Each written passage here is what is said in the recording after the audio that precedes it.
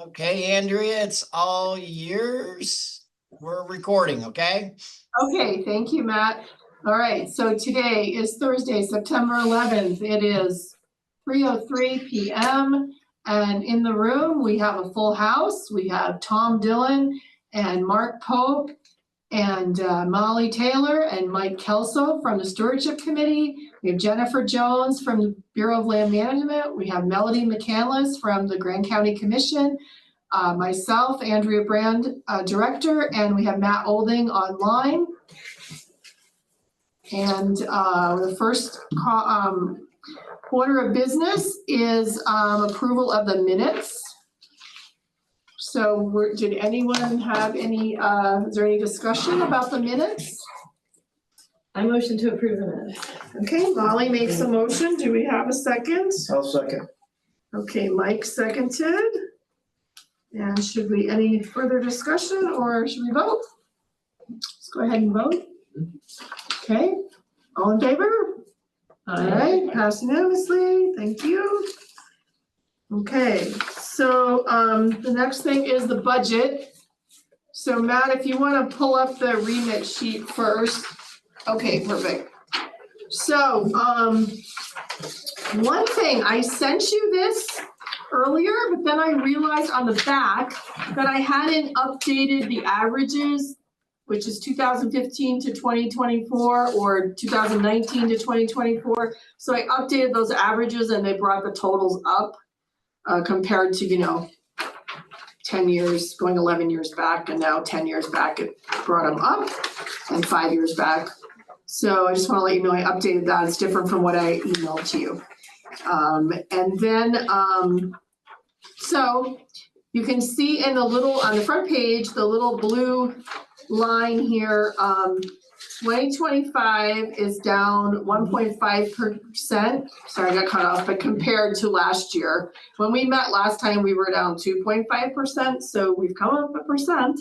So, I mean, I'm not worried at this point. We're going into our fall. We all know it got hot earlier in May, and I think that affected our camping. That's a little better than the county in general, isn't it? Isn't the county down more than? County tax revenue is down, but I heard that, well, in my EMS meeting yesterday, I heard that their tax revenue that they just got was up 9% over last year. So maybe in our commission meeting next week, we'll hear that we're up again. So anyways, it's a month to month, that's the thing, just like with yours, it's like up 28, down 6, Okay. So yeah, sales tax is down 4%. So no reason to be alarmed. I don't. Well, for Sam Flats, I don't think there's any reason to be alarmed. We also have, decent fund balance. And, well, is there anything else on this before I move on? I tried to make the colors better for people to read. And then the balance sheets that I usually give you, we're gonna go to something else that I actually do, all department heads do now with the county. We're gonna have a big spreadsheet up there. It's the one I sent to you.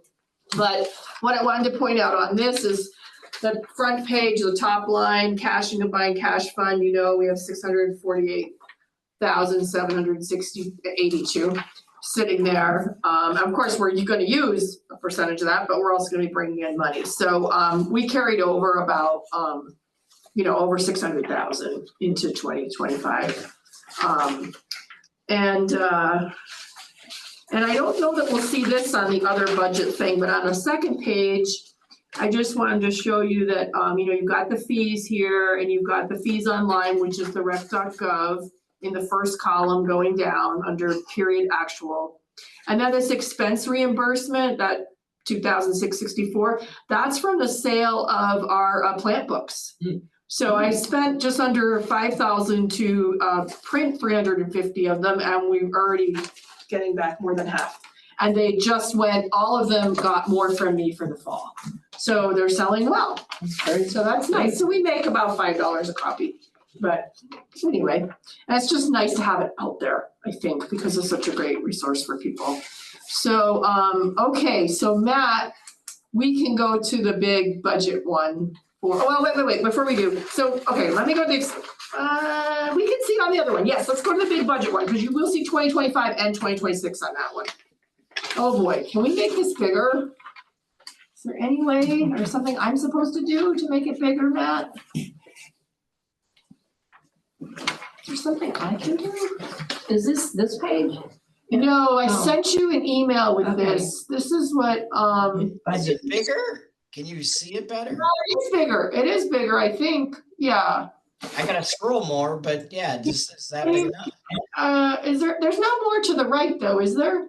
That's it, right? Oh, there's more. There's all my notes. All right. So, let's see. Keep it right there maybe. Oh, no, go back to the right. You know what? Just keep that up, but I think we're gonna stick with our balance sheet for a minute because I think it's easier. Let's go back to our balance sheet for 2025, like we always do. And just see if there's anything on here that, we need to discuss. Let me see, because I was gonna do it up there. So we see, okay, the first thing you'll see like subscriptions and memberships are over a little bit. And that's because, of Dark Sky. We needed to resubmit our, we needed to pay again for that. And so, we paid our annual membership, which was only like $35, but then we put in $250, for the application. And then the other things that come out, the small tools one they took, that was a mistake. Let's see, printing and publishing. We're over just a little bit on that, and that was the books, but we're already making the money back. And then the other one was insurance. And that was because I met with HR and we realized that we really didn't have the right amount of insurance for the contents of our sheds. So now we do. Because I have all the books in there, I have all the brochures in there, you know, there's a lot in that shed out there. So the budget for that next year will go up? Yes, and you'll see, I think I have 2,500, I think, for next year. And the weird thing about the insurance is it's on the, what's that called? It's on the June to July or July to June cycle. So we paid it in July, but it actually goes till June of next year. So I wish they could have it so we just pay 6 months worth and then it would keep it within the same budget year, you know, instead of us going into the next year. Because we don't have any other expenses like that. But that's the way the I suggested that to Laura Allred.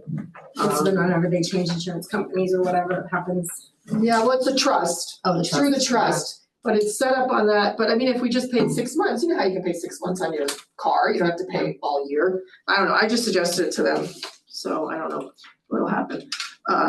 And then, I don't think there's anything else that's, now, obviously, this 310,000 capital improvements, if you recall, we had 250,000 sitting in there if we got the raise grant to do a match. So, that's why, you know, we spent 30,000, you know, we are gonna spend more, but not much more. So anyway, so you will see that amended on that one, but it's a little hard to see up there. Let me see, is there anything on here that you folks see that you have any questions about? I mean, I think we're just all pretty much in line. We won't go over shouldn't go over on our dumping fees or our toilet contract, you know, that should all be I was good. just envying your dumping fees, wondering why they were so low, to be honest. Oh, for the think toilet it's contract or the waste? Or the- No, the, Dumping fee is only 27, but the toilet is 72, and they are clean toilets, but Well, I'll clean those toilets. we've only spent 41,000 so far, and remember, that's not just cleaning, that's dumping. So the Pumping. the pumping and the Then what's the dumping fees? the dumpster. dumping is the trash, Oh, rental. the dumpster at Okay. Slickrock and the dumpster at Finn's. The Finn's one's Okay. seasonal, and the other one is, Slickrock one's always there. Okay. And the Finn's one's coming back next week. And you have to pay a rental and then you pay, it's like $500 every time they pick it up. And that's cheap. Yeah, well, we like to Compared get it as picking 'em up full at as we West can. Water. Oh, really? Oh, yeah. Yeah, we're close to town. We're close to stuff, so it's not as bad. Okay, I think we can. Let me just look one more time, go down. I was, you know, put it up there, but we'll see it up there too if it jogs my memory on 2025. We'll talk about it. Okay, so Matt, okay, so we can, that's as big as we can get. right, Matt, go to the top of that one. Okay, so the salaries and the benefits, that comes from HR. Overtime. And you can go over, what do I have, 2026? Okay, so there's the 26 draft budget. So overtime, I actually put it up to 2,500, because we're already at 1,667. And I didn't want to just leave it at 2, just in case. I mean, we really try not to spend any in overtime, but sometimes it happens. Sometimes people have to stay because there's problems with the group site reservations, or we're just super busy and we need to be there a little longer, or there's a lot of money to count or whatever. So I just like to, but it's not really a very big budget when you think about it, looking overall at the salaries. Okay, so then Adobe Suite, I just said increase in cost because we just have to pay that annual fee for our subscription for Dark Sky. And then also IT said plan on Adobe Suite going up 5%. So that's what I did. And then, and the reason it's like 2025, you're a minute, 1,400, year to date, 122, okay.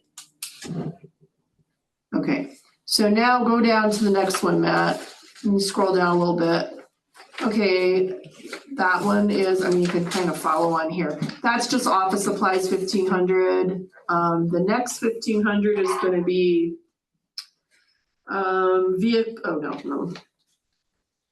next 1,500, travel, thank you. Travel and then office supplies, yep. Thanks, Matt. And then 9,000 was for vehicle maintenance. And, we're already at almost at 8 and we haven't even gotten into the fall. Those UTVs, they're expensive to maintain. We haven't really had any problems, but than other than normal problems that you have to do, but I just thought we'd better give it a little you could put it to cushion. 10. You could just say 10. Yeah, we could. There's a lot of areas in the budget you don't use, so it's okay. Yeah, we could put it up to 10. Play it safe. Okay. 10,000. Yeah, if these are just routine maintenance and we're 75% of the way through the year, Yeah. and you're almost at 8 already, 10 would be a better number. Yeah, okay, sounds good. Okay. Yeah, and because in we had that training and he said that you should never, you can always amend your budget, but ultimately you should never go over your budget knowingly. And so it's better to put more money in there than less. Oh, you mean like go over? Yeah, go over. So if you're 8, so if you're at 8 and you go to like 9, then technically you can give you a ding for that, even though you amend your budget and fix it, but. Well, I think Plan at ahead. 10, if you actually Yeah, have they have something it. break down, like a Right. differential or something, you Oh, need yeah. to repair, you're gonna be over. Right, well, we did buy tires for 2 vehicles this year, but we won't need to buy it next year, but I still think 10's a good idea. Okay, so let's see, we can keep, so utilities, wait, what's the 4? Building and grounds and maintenance. Yeah, we didn't change that, we're keeping that at 4. I am hoping, if there's time, I don't know, but I had someone approach me and said, do you wanna do a pollinator garden out here like they have over at the building and planning and zoning? And that was originally an idea. Yeah. So I was gonna look into getting a quote to see from different landscapers in town, get some quotes and see. Well, So- who did those pollinator gardens? I have the name of the person that did it. Oh, I thought maybe it was youth gardens or something. No, it was a landscaper in Moab. Okay. I think it's Moab Landscapes or something. Anyway, so, Yeah. we need to keep 4,000 in there anyway, because Yeah. you never know. Or Cause you that could- takes care of like the all the structures up, not just the office and grounds, it's also up at Sam Flats for the actual Oh, did you want a structures up pollinator there. garden for here? Yeah, Oh, okay. in the front, You could have a staff person do it. if we had time. Someone They could help. Well, maintenance already said they would help. This was last year I talked about, so I haven't. Well, if it's recently. Erin Barnum from the Moab Landscaping, she could have a Girl Scouts come and do it for a cheaper fee for some of their, Ooh. yeah, you should. Fun She could idea. organize it and her Girl Scout troop That would be a The cool Stewardship idea. Committee. The Stewardship Committee, you could do a pollinator garden, put a drip off that line right out there. Well, I know Sean, like a year ago, he said, well, I'll help you guys with the drip and all that. So, but I don't know how busy they're now, if they still have time for something like that. But, okay, so, anyway, okay, so the utilities, we split the power and the sewer, water, you know, the city with, GCAP. And then the other utilities, you know, you're looking at the utilities, well, that includes like all of our patrol phones, our office phones, our phones, you know, at the booth, the phones up there. And so includes all of our internet that we have to pay for at the booth and stuff. So we'll keep that at the 6,000. And then the next one is, Matt, you can go down a little bit, and I have that as 2026. Okay, no, go back up, that massive paragraph I have there. Okay, so what that is, to sum it up, there's three things. There's, it's 25,000. It's the Emory Telecom, and maybe this is something TRT might need to pay for because they used to pay for it, which is for, I don't know if it was TRT, but it was the Travel Council at the time, was the videos to run on Channel 6 TV. Sam Flats has picked up that, the price is not gonna go up next year. It's still gonna be $200 a video per month. And so, 4 videos would be 64, wait, where are we in 2026? Yes. So 4 videos, 800 a month, 8 months is 6,400. Yeah, that's what I thought. And so that would be for those to run. We have 3 running right now. I think maybe next year we could have 4 running. We could choose which ones, but we did the Moab Dark Sky Parks one, or this Ancient Forest one. If we do that, that should be ready by spring. So it would come out of that. Matt, you can just stay on that paragraph. That's fine. Go back yet. Don't move it yet. Boy, we're getting some thunder. Wow. And then the next thing that's one thing that's on there. The other thing that's on there is if we're gonna make another film next year. And then which would be the creatures of the sand dunes, because things got switched around. We had planned to do that this fall, but then Tim Graham told us that actually the spring is better, and Mark Finley wasn't available this past spring. So that's why we're going for the forest one for this fall and the other one for next spring. So there's that. Now CNHA is very interested in partnering with us. So instead of it costing us, under $10,000, it might only cost us $5,000 if CNHA partners with us, depending on what they can put in. We're going to discuss that at that meeting in December. Yeah, we put it on the list. You have it on your list Yeah. too. Mm-hmm. So there might be some partnering there. And then the last part of that, 3-part of that professional contract, whatever, is the engineering. So depending on what we need from Jones and DeMille or Horrocks to do our engineering for a grant application for the Sand Flats Road. In the past, it's been as much as 5,000. So that's why you see that at 25,000, because you've got 64 and then you've got 16 and then you've got another 9,000 kind of cushion for whatever the engineering. Now, if the engineering, if some of that has to happen this year actually, and we still have the money, but it might go into next year because it's due at the end of January, and then the other grants are due later in next year. So that's why I wrote in there that depending on what happens this year, it might go down next year with the engineer part of it. So, okay. So Does that's the Channel 6 stuff go outside the area? yes, it goes to Emory and San Juan and Travel Council. I mean, they used to call Travel Council, that's fine, saying that. That's fine. But they paid for all of it. And then Elaine Gisler was still in there, and one year I found out it wasn't running. And I said, well, what happened? She goes, well, we didn't have the money this year. I said, oh, I wish I'd known. I would have tried to figure out to get some of them on there. So then the next year I paid for some, and then TRT came in. We had 8 running last year. Sand Flats paid for 3 and TRT paid for 5. Yeah, I would just get on that. So they'll be doing their budget as well to recommend to the commission. So I would see if you could get on their meeting. So I talked to Lori McFarland is the chair. Okay.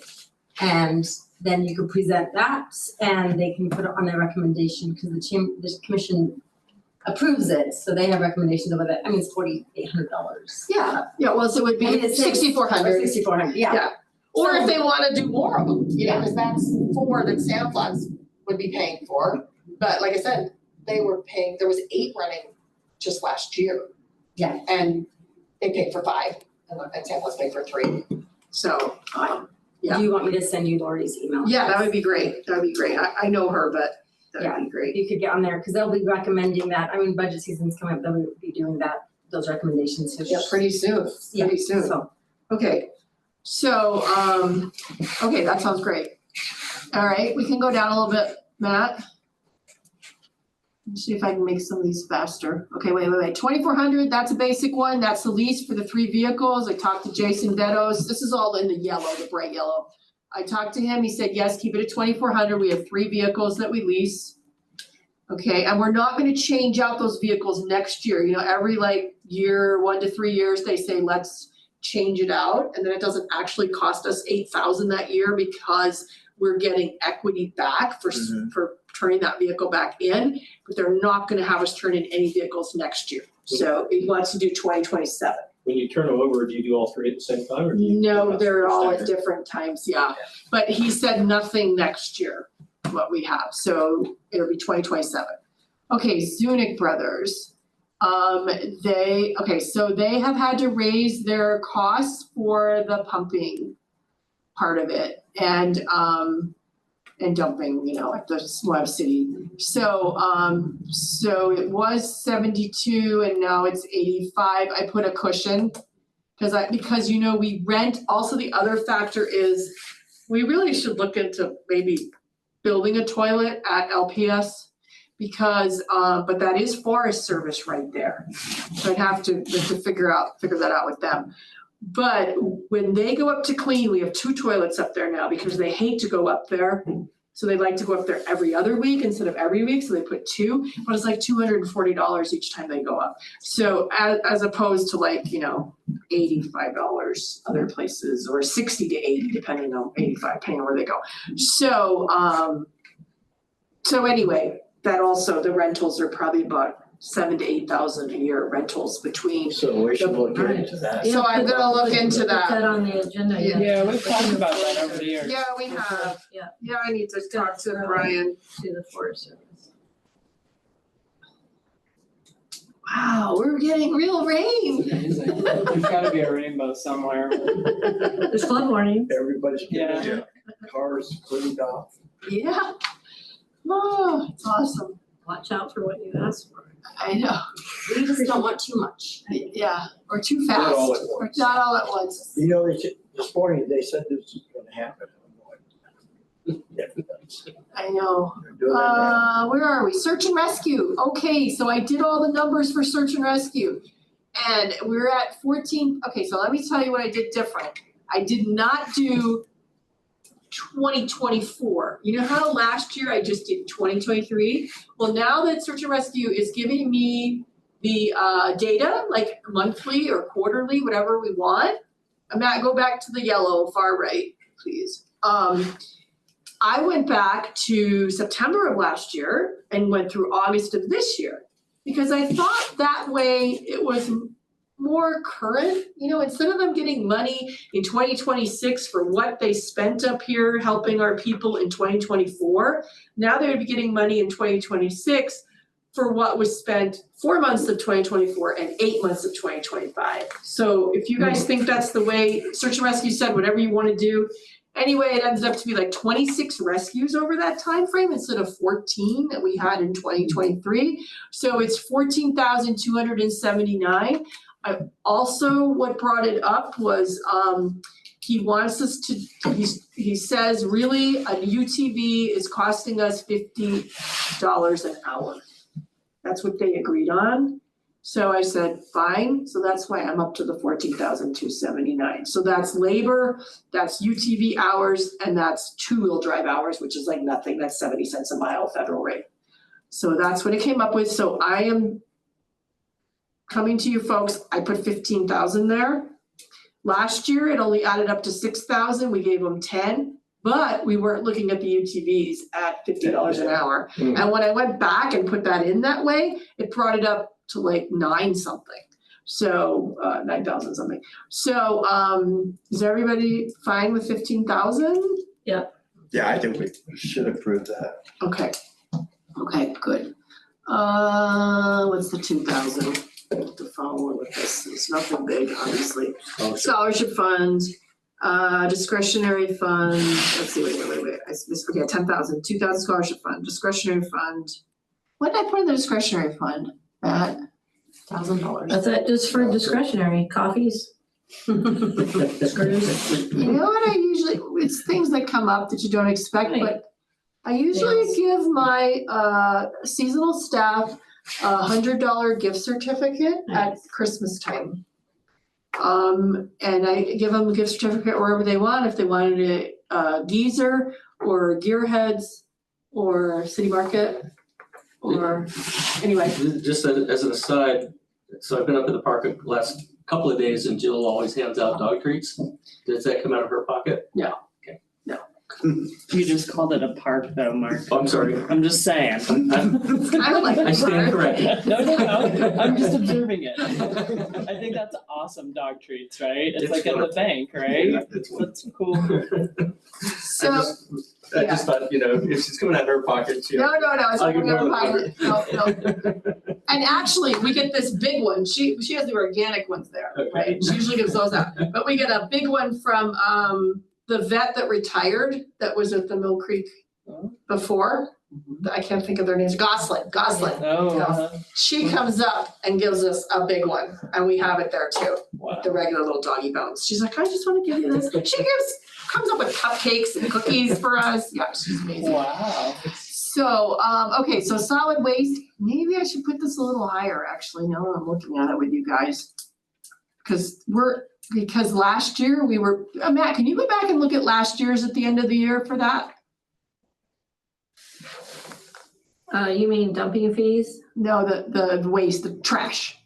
Well, it says Slickrock Trail dumping fees. Yeah, that's the trash. Yeah. Wait, go right a little bit. Does it? So last year we spent, opening budget, this doesn't show me. That's right, well, I know that it was definitely a 27.5. I think it might have even almost been at 28. But anyway, I have it at 30 right now, and we will not know until the end of October or the beginning of November whether fees are gonna go up.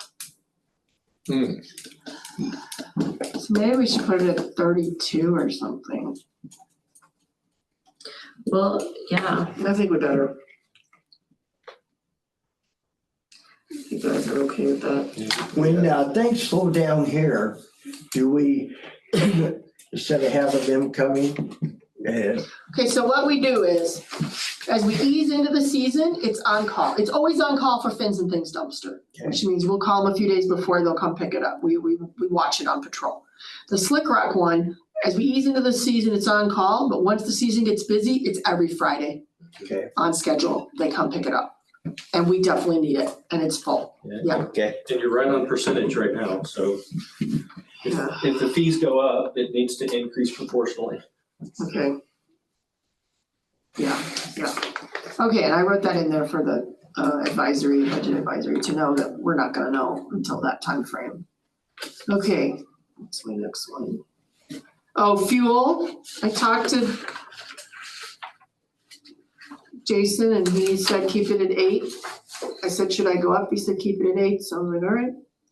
He's at the road department in charge of the fleet vehicles, so. Okay, uniform's the same. Printing and publishing, you can go down a little bit, Matt. I left it at 15 because we still have a good supply of our main brochures in there. And so I think we're okay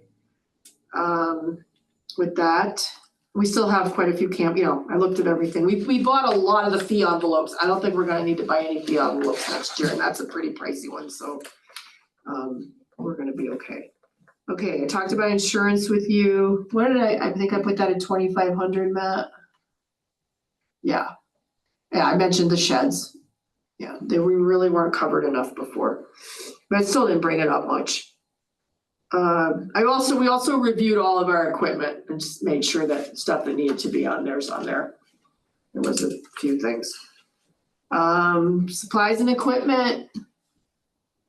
Could I bring that up? I brought that up because we might do some more fencing possibly in the campgrounds and some key places to protect trees. We might have like nice wood fencing, like we have in Campground B. So I just put a little bigger cushion in there. And like this year, I bought a lot of stocked up on all the fire rings we need, 15 fire rings to change out our last fire rings that don't have grills. Finally do that. And then the planks, I don't know if you know, but the picnic tables that we have up at Juniper over the years, they've broken and the companies just sent them to me for free, replacements. And then I've gotten talking to one of the women there and she said, let's just get this all wrapped up. How many do you need? So we went around, we looked at all the ones that were cracked. I'm like, okay, we'll take 16. She's like, okay, we'll send them to you free and no shipping charges. Yeah, Wow. those heavy planks. And she says, because it was designed wrong, because they all split eventually because, so she said, what you need to do is go and all of the holes on the top, you need to make them oval shaped instead of round. So they took them years to figure it out, why they were cracking apparently with the design. So we're gonna do that and we're getting all these new planks as well for the ones that are existing that are cracked. So that was awesome. Expansion? Yeah, because of the expansion of the recycled plastic. But I guess I didn't figure it out for like 5 years because they sent me 5 years after we installed it, like 2009, they sent me like 5 planks. And then years later, I needed like 5 or 6 planks. All free. They're probably gonna stop All making free. them like that now that they figured that out, so they wouldn't just. Well, no, the ones that they make now have the oval holes. And the ones we'll get will have oval holes, but like, yeah, anyway. What company is it? That's Pilot Rock. Pilot Rock. Yeah. Awesome. Okay, Yeah. what's the next one? Okay, Dinosaur Tracks, Clif is gonna be here in a few minutes. Oh, shoot, we have the whole PowerPoint. Oh my gosh. Okay, so we're not gonna talk about Dinosaur Tracks, except that, what did I put down there? I put like 50,000, I think, 150,000. But this is actually, that's including, crack sealing, seal coating, striping, fins and, Hell's Revenge and Slickrock, and the work that would happen out on the Dinosaurs Track Site with all the fencing and everything. I think it's probably a little high, but I got a cushion.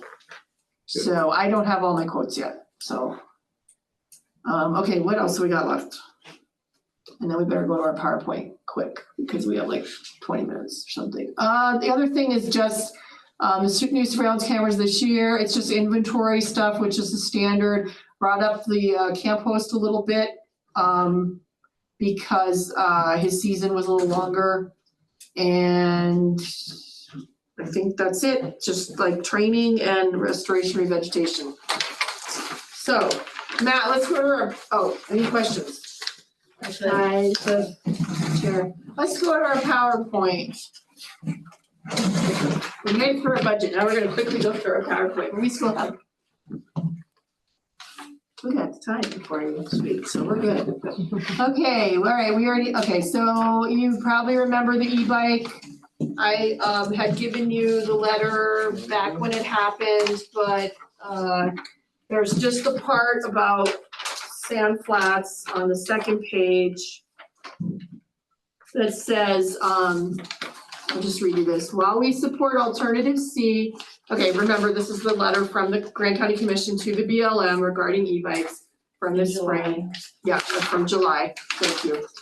While we support alternative C, adaptive management and phased implementation will allow trail crews to roll out this approach. We suggest opening half of the trails on year 1 and the remainder of the trails the following year, conducted in close collaboration between BLM and GCAT. However, we specifically request that the Raptor route not be open to Class 1 e-bikes until the Forest Service approves their use. That was different than the one we did in July, that's updated. So it's July 15th. Oh, was it July 15th? Yeah, that was the final one. Okay, Yeah, I know. there's one before that. Yeah, there was one before that, right, this is the updated one. July. Yeah, this is the updated one. So the thing is, you know, how I reached out to all you folks just to make sure we were still on the same page with this and put in something to the commission, and this is what they decided. They listened to the committee. So, and then, you know, change a little bit with the Forest Service thing, but I think that's fine. So, Okay, what else is next, Matt? Next, okay, so go to the next one after this. So I can just, remember we had questions last time? Mhm. Okay, so I talked to Jason. Maybe, you can't make this any bigger? Okay, let's see if it makes sense now. So, the red line is the number of violators whose average speed was over 25 miles per hour. The green line is the number of violators whose peak speed was over 25 miles per hour but then slowed down.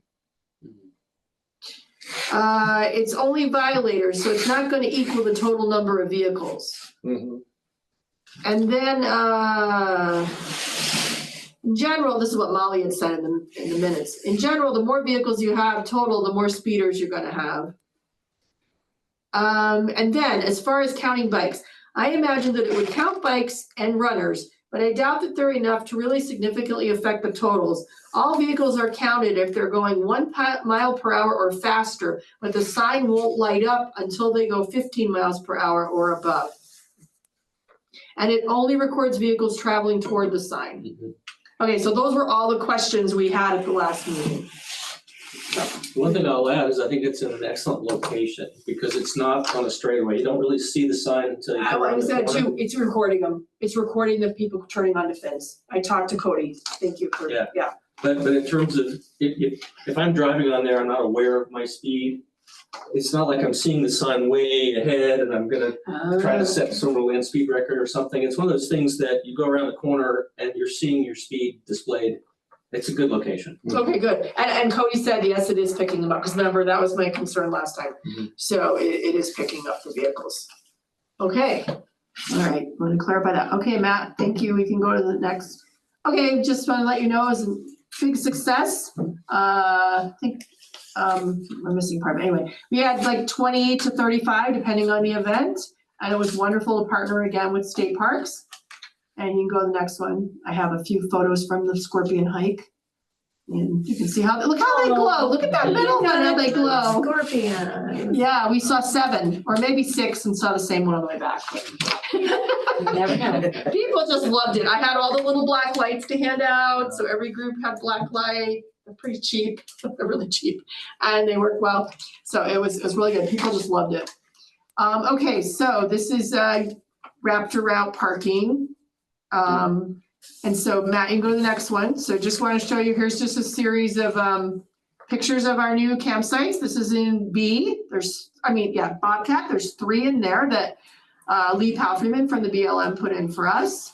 And my staff, put all the afterwards, picnic tables, fire rings, posts and all that. And then that one is in D. And that might be all I gave you. Okay, so anyway, there's 7. There's 2 in C, 2 in D, and 3 in B. And people are liking them. They move right in before they're even done. They didn't even have a picnic table in it, and they were in it. The whole campground's open, and they're in that one. That was really weird. Okay, you can go to the next one. I already talked about plant books. They're doing great. That's a new cover. And then Finley Holiday, this is just kind of a placeholder for me to remember that we will be filming. We do have a speaker finally. One of our speakers canceled for the old growth forest of the Colorado Plateau working title. So that'll be happening in October. And then the next one, Matt, is the Leave No Trace. If you can go up to the top on this particular slide, I think I have dates. Yes. So this is the Leaving a Trace Theater Project. Remember we talked about this last time? So the BLM has approved it, and it will be 3 nights. It'll be the Thursday, the 25th, Friday, the 26th, Saturday, they're in town because they're doing an ADA accessible one for everybody. And then the 28th is Sunday night, they're back up there. You walk out to, 6 locations, but 2 of them are right in the beginning. And Matt's gonna help, I'm gonna help. She's needed volunteers, so some of my staff are gonna be up there. And I guess the BLM is gonna have 2 people too, I think, maybe, Ash said. I don't know, volunteers. Sure they are. Monitoring. They're monitoring, yeah, you're gonna be monitoring, okay, well, we're gonna be helping them, like, walk behind one of their lines of people or something, be the tail. And, anyway, I said, I'll volunteer. So, okay, so that'll be a cool new thing happening up at Slickrock. Okay, the next one is Falcon Climb. Construction starts this winter. That's the blue one on this map. You guys have walked it, most of you. And so that'll be happening this winter. Okay, and we might, what's the next one? Oh, what's that? Oh, okay. They're chip sealing the road. We've been up there. They're looking really good yesterday. And now with the rain, who knows? But they were almost at the bottom today, actually, when I came down at 1, wasn't even 1:12. Looked like the whole thing was done. Yeah, at noon, they were almost done. They were Right, almost in you the turned on recycle Tusher. center. You turn on Tusher. Mhm. I was behind you. Oh, you But were? those ATVs in front, I didn't know there was construction, so I thought they were going really slow. I'm like, wow, those ATVs are really slow, but it was the construction that Oh, stopped. you know what was interesting? I was behind them. Yeah, And I could see like the gravel moving Oh. more with their tires, behind their tires. And then I like looked in my mirror as a regular truck passed me and I was like, oh, it's not really moving much behind those tires. It was Yeah. kind of interesting. Yeah, that's how the tires do that. But this is from the cemetery all the way up to where the dirt starts on the road. So it looks really nice. And they even did our little 10-minute parking area for us. Okay, what's the next one? Oh, Public Lands Day, you go up, Matt, I think it's the 20th. Just on that slide, the top of this, no. That slide there it is. Yep, the 20th, it's Saturday. It's 8:30 in the morning and we'll have it on our Facebook page. People want to earn an annual pass, come up to Sand Flats, and it's pretty much gonna be pick up trash, but that always helps us really the most along the roads. Okay, thanks, Matt. What's the next one? Annual report. We don't have to, I just emailed it to you, just so you have it. I'm gonna be presenting to the commission it's really nice. next week. So I just thought, hey, why am I not sharing this with you guys? So, I thought it was very impressive. I think so too. Yeah, thank nice. you. Lot of work to consolidate. A lot of detail. That's me, too much detail. But no, thank you. I just really I like don't think it. it's too much. I think it's just telling them what you do. Yeah, It's yeah. fantastic. No, I thank just thought you, it was thank you. fantastic, yeah. Thank you. What's next? Okay, so this will segue into, Matt, you can go to the next one. What happened? Oh, why is it so big? Okay, so maybe a little bigger. I'm so picky. All right, you can see it. So it's very ironic. So the one on the right is the sauropod like track. That's the paleontologist Emily in the background, a little stick figure practically. So this is a really nice, I don't have as good a picture as she did, but that's a really nice it's the longest track site up there that's exposed right now. And so I talked to Sitla, to Brian Torgerson, and they don't want to drill. So they're very excited about this idea of the buck and rail metal fencing. Okay. And they would pay us back for, as I said before, for the materials and time and everything to construct those. Now, ironically, the other picture on the left is one of the tracks somewhere in there that just popped out since we were there. And I sent it, one of the outfitters was all worried that someone had tried to cut it out. Another outfitter was like, no, I think it was a heavy vehicle that parked on it. So I sent that to Emily and she goes, yes, I think it was a heavy vehicle that parked on it. So just amazing, like the same time. Lock it off. Yep. Lock it off. Case in point. Case in point, exactly. So, okay, so the next one might be some more dinosaur tracks. Oh, that's the fences, and we're gonna be talking about this with Clif, and actually Clif's slides show the fences better than mine. But then this is like, okay, the left picture is looking up at the boulder area from further in on the Hell's Revenge Trail, and all that in the right side is tracks that have gotten exposed since we put the boulders in. And if you look at on the right side pictures, you can see those three-toed. There's some very nice tracks. There's actually better tracks Down there than behind the boulders, really. Yeah. So we really need to protect those. You could boulder, just right on that. Well, scheme. the problem is boulders. So Lee Palfreyman went out there with me and we looked over the edge and we looked everywhere and he's like, these boulders are gonna disintegrate when we try to pick them up. And these boulders are really good behind the tracks that are in the sitla. They will destroy the tracks trying to get them. Okay. So he's like, there's no boulders. Okay. Unless we wanna bring them in, Right. which. No. Great, so Really you're gonna do expensive. fencing. So we're gonna do fencing. So Sitla wants, likes the buck and rail idea because they do not want to drill. Now, Emily said she's okay with us drilling, but she would tell us where we can put the posts. That's what she said. I like the So, buck and rail, but it doesn't last very long.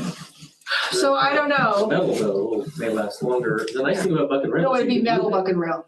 I know, but you have to drill. But With buck and rail, you. No, with the buck and rail, you just sit can- on top. Oh. Sit on top. And you Okay. can move it if you have more tracks, Yeah. you can. That's move it a out. really good point. Accommodate. Do the So same. maybe what we'll do is maybe we'll do more, go back to, Matt, go back to the other picture of the fence. Right, one more down, that one. Can't make it any, no, you were on it. Okay, no, that's right, you're right. No, actually, I'm wrong. Sorry, that's the Sitla fence, you were on the right fence, sorry, yeah, perfect. Okay, so, that's where we wanna be. Oh, nice, thank you. So the yellow on the right, I'm gonna should go up there. it doesn't have to stick out so far. It could be on the edge of the trail. Sorry. No, it's the Is it not Okay, possible so to do full screen and get rid of the Andrea and the matte boxes on top? you would think so, right? You wanna reach over and try? Here, you do it. No. You're better. I don't know, this isn't. See view He- options, I meant Clif. view options up Up to the here? right. No, it's below matte. It says view options. I don't know if that's gonna do it. Nah.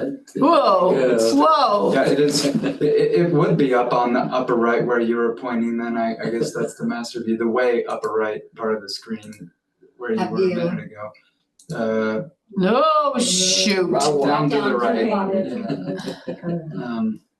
How do I get this back? Double, and then where it says view. I think I've tried this before. Full screen at the bottom? High, Oh, There you yes. go. Good work, team effort. Okay, so this whole part is tracks. Okay, here's your boulders. I mean, obviously we wouldn't need fence here. I kind of messed up. The boulders can be moved over. Or whatever. So this is what she wants to, sorry. totally fine. This is what we want to protect. We would have openings for people to walk in. I don't show them on here. So this would be the new road over here that Lee thinks he would be able to do very quickly in January, something, and put that in. And I mean, there's not gonna bring any, no. Sitla is on the other one. We're on BLM. We're all on BLM. So now today at the meeting, the Motorized Trail Committee had suggested that instead of blocking off this side, we block off this side and have this side open because that's more of the line. This is more eroding going into the black But brush. that's where the tracks are. No, there's no tracks. Emily was fine with it. No, the tracks are in here. The tracks No, but today. when we're looking back up, I used to always walk people, if this is coming from, Here's your big open parking area. yeah, we used to walk over here and there's more tracks along here. That's that photo you said when you're looking back No, up. that's here. Okay, That's here. all right. Oh, that's that's here. way up there. Well, Yeah, that's there here. may be tracks there. No, I You just- don't know if they're there yet. Oh, she walked. Yeah, no, it's pretty broken. So, Yeah. No, I Emily is- see, I didn't know you were down by Yeah, the corner. that's fine. But So Emily, to the so this north was- end of that, you're really on that Yeah. downhill. Yeah. That's how Yeah. far along. Yeah. Yeah, So Emily's fine with it moving, switching. And actually, it looks like it would be better. I agree. I agree. It's a hill. It's a hill. Okay, so, next one, Matt.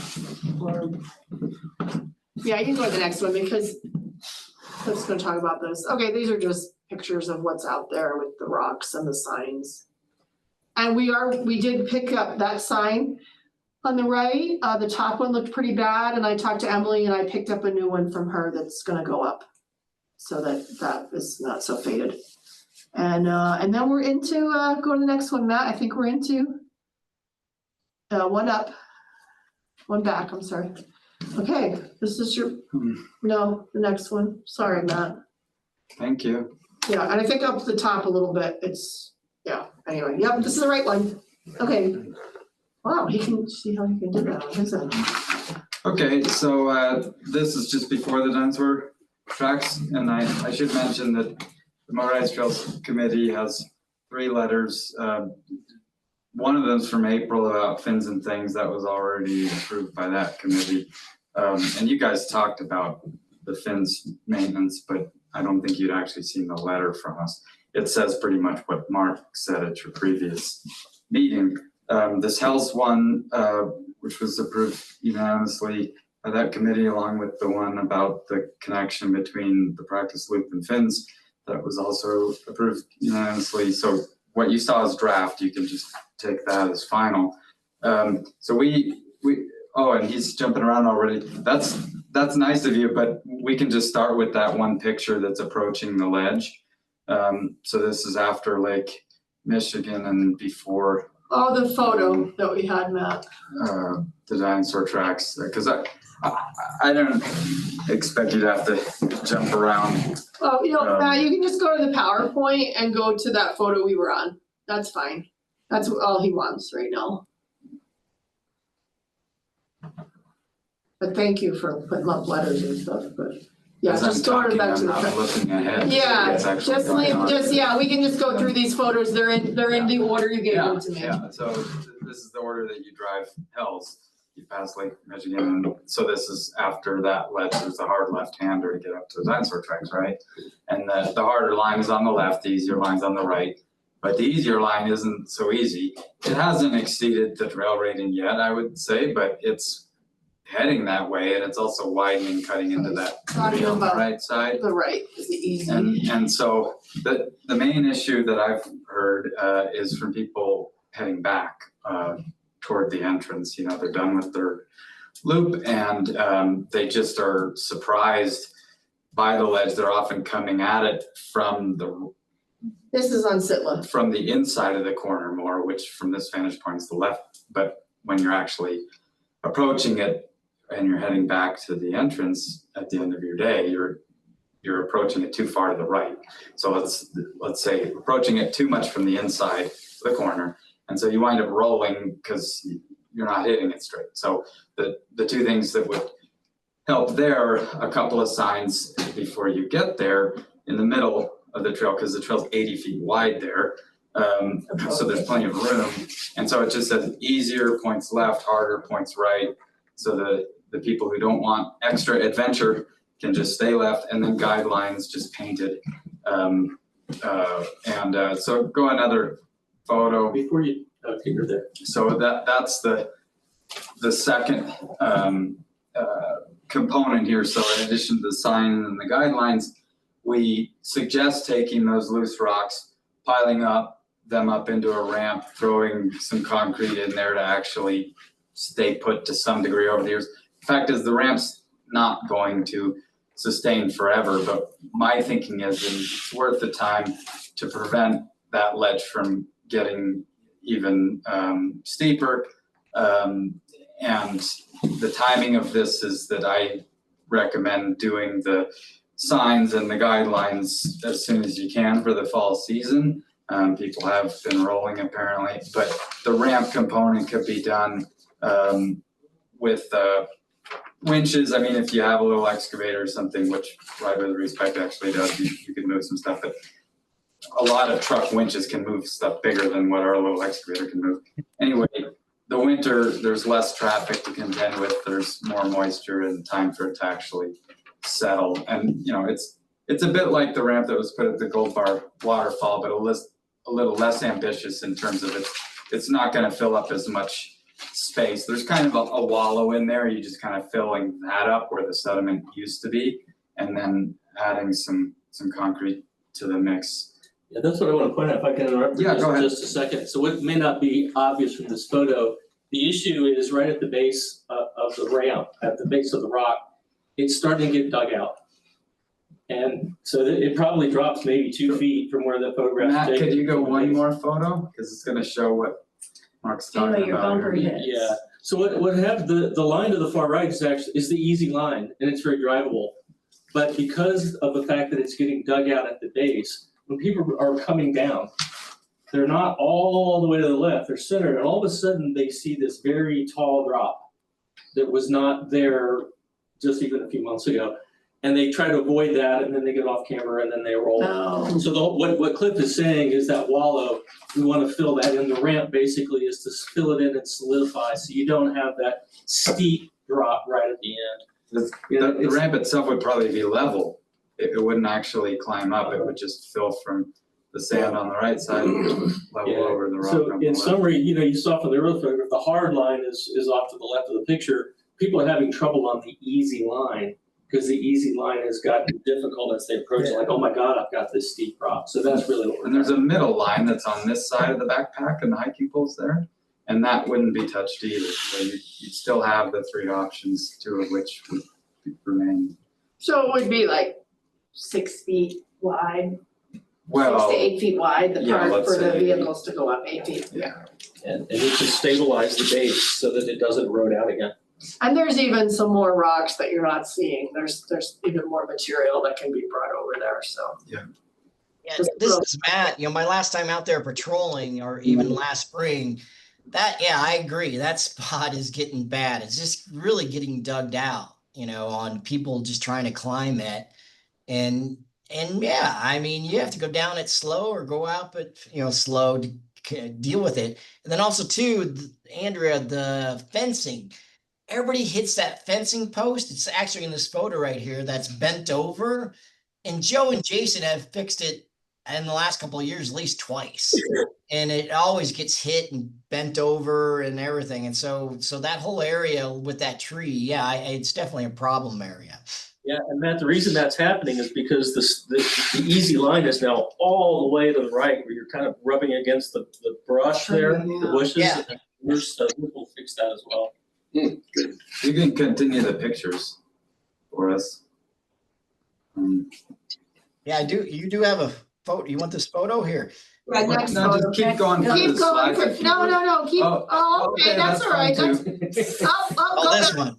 No, that one you just showed was actually No, good. I would just That's let a him good go. one. Just- Oh, all right, let him go, just keep So going down the that's- lot. That's the other direction. Next looking down slide, the yep, ramp, that's and then good. you can continue unless anybody has Yeah, comments yeah. about that spot.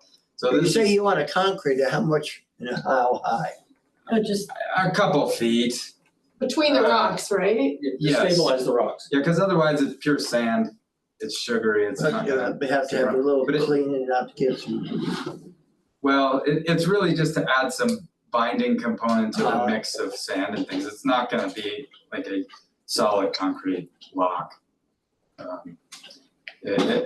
Most people, I mean, maybe right after you do it, it'll look like concrete, but in a matter of months, I think it'll look more like rock and sand.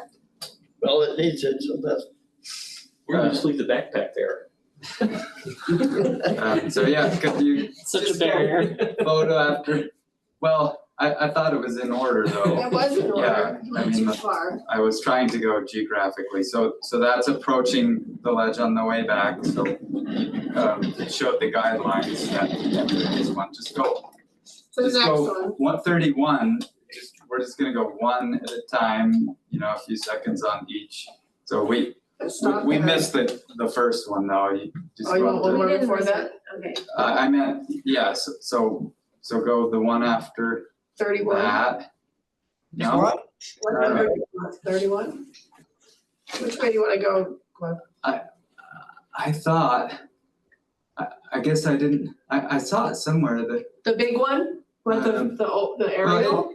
We'll skip it. So that's the first sign you hit. So it's telling you to stay left and harder on the right. Easier left, harder right. And Where Put that, Ah, this one?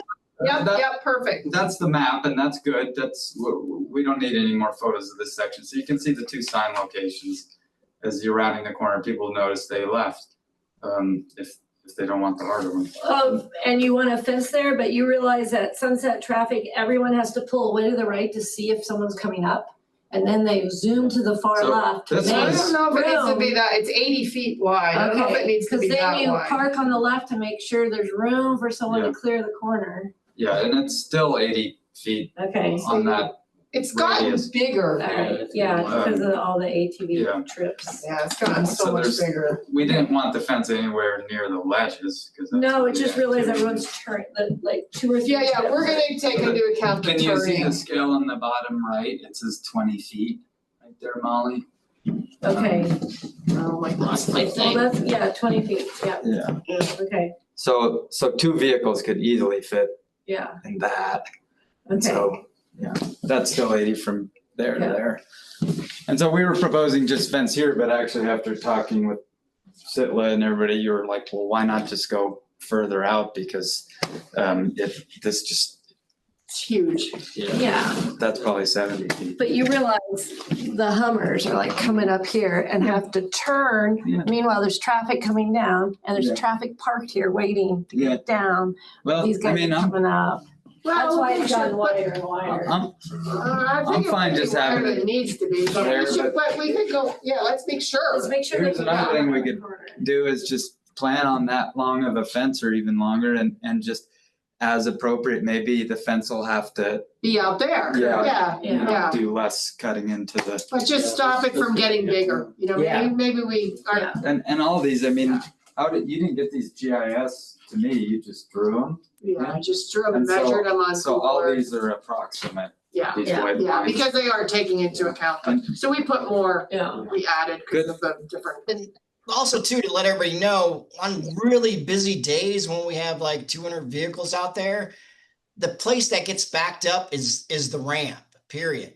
People wanna play on it on the, let's say, the left side going up. And then newbies are just like, where do I go? Cause they're watching these hardcore people go up the harder part and it backs up right there for a traffic jam on busy days. So I've done road patrol there, just saying, no, just keep on going. You got so many cars behind you. And that's causing problems with people rolling over in the Lake Michigan area because people are trying to drive Correct. people that are backed up. Correct. Traffic control. Best thing would be the other map that has the dinosaur tracks. It's a JPEG. Oh, it's another, I got it. Hold on, let me go find it. Yeah, that's a good point, Matt. I think we get this fixed, it'll move traffic through this area. Yeah, it's on those busy days, it definitely does. No, that's the dotted tracks. This one, right? Thank you. So you can see, there's apparently tracks on the rim here and you'd still, with this fence, be able to park before the fence, after the fence, on the rim if you wanted like a shot of your vehicle or something. So that's still possible. And then she pretty much showed that this shows the different fence on the right side because the right side's the newer side. It still has some dirt. It could actually rehab. And the left side, I'm pretty sure, is the original alignment of the road. So better to leave that.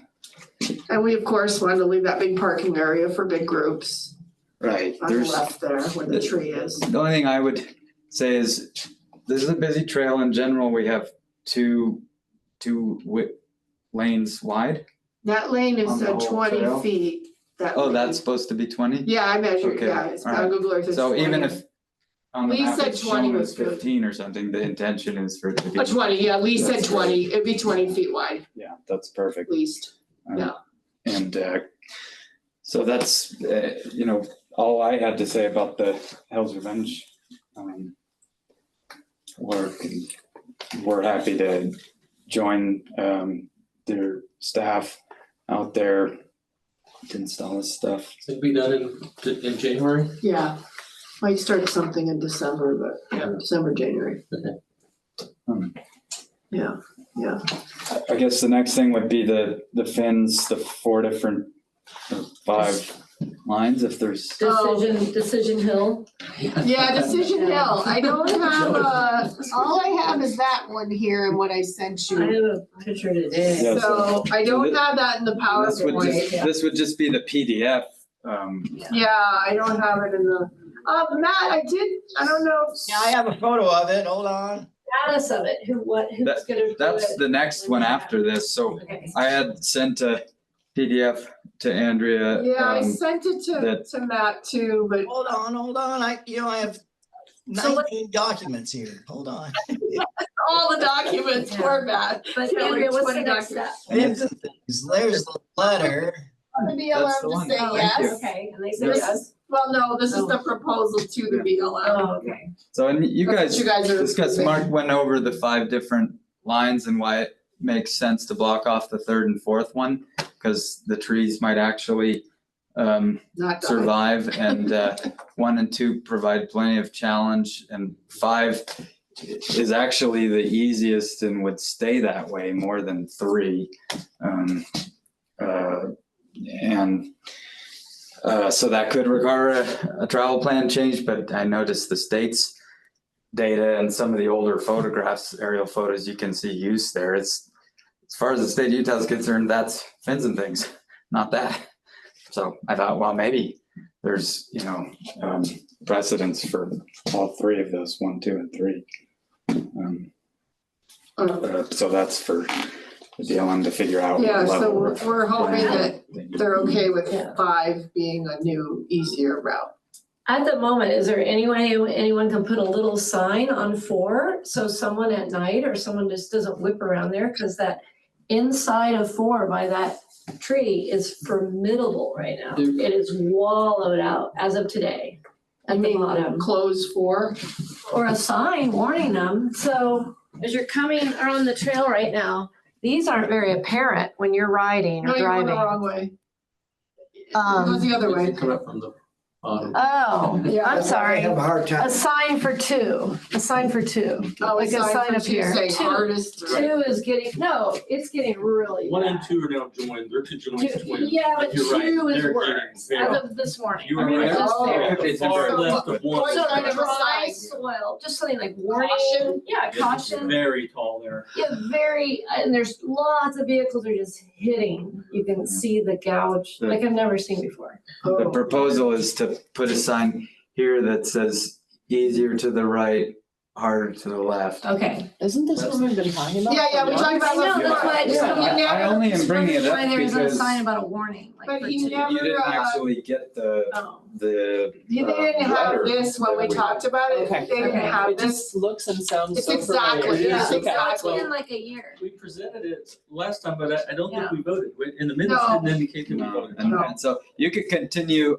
down the document for us because Well, my there's- question, I'm sorry, do we need to There's vote on this today? Yeah. well, I- Yes, it's in there for voting. Okay. Okay. Yeah, all And then, proposals, all 3. I mean, these I are the would like different San Francisco. grades. There's the one, grade 2 that you're talking about, Molly. 2, yeah, 2's gotten a little worse. It's easy. Dry season. What do you just travel up there on your motorcycle? Just take a No, I'm shot? talking about walking it, climbing down. But the next one shows the other angle. So that's 2 and that's 4. And the reason we didn't like 4 is because it's so concave on the top that even if you filled in the bottom, it'd still be a That's the clearance least issue. used of them anyway. Yeah, because you gotta turn, you would have to anticipate it, because the trail kind of shoots you toward 2. Mhm. I mean, if you're traveling at 15 miles an hour. True. So the next picture shows 5. That's 5 there. And a little rock work on it, inches would be nice, but even if it had no rock work, it'd still be easier than 1 and 2. On the lip, and then also what we found was the soil thickness is very thin there, so we think it's sustainable. Rock And 5. underneath. It's not gonna erode more than a couple inches down at the bottom, so you can continue for us, Matt. That's the other direction on grade 5 backwards.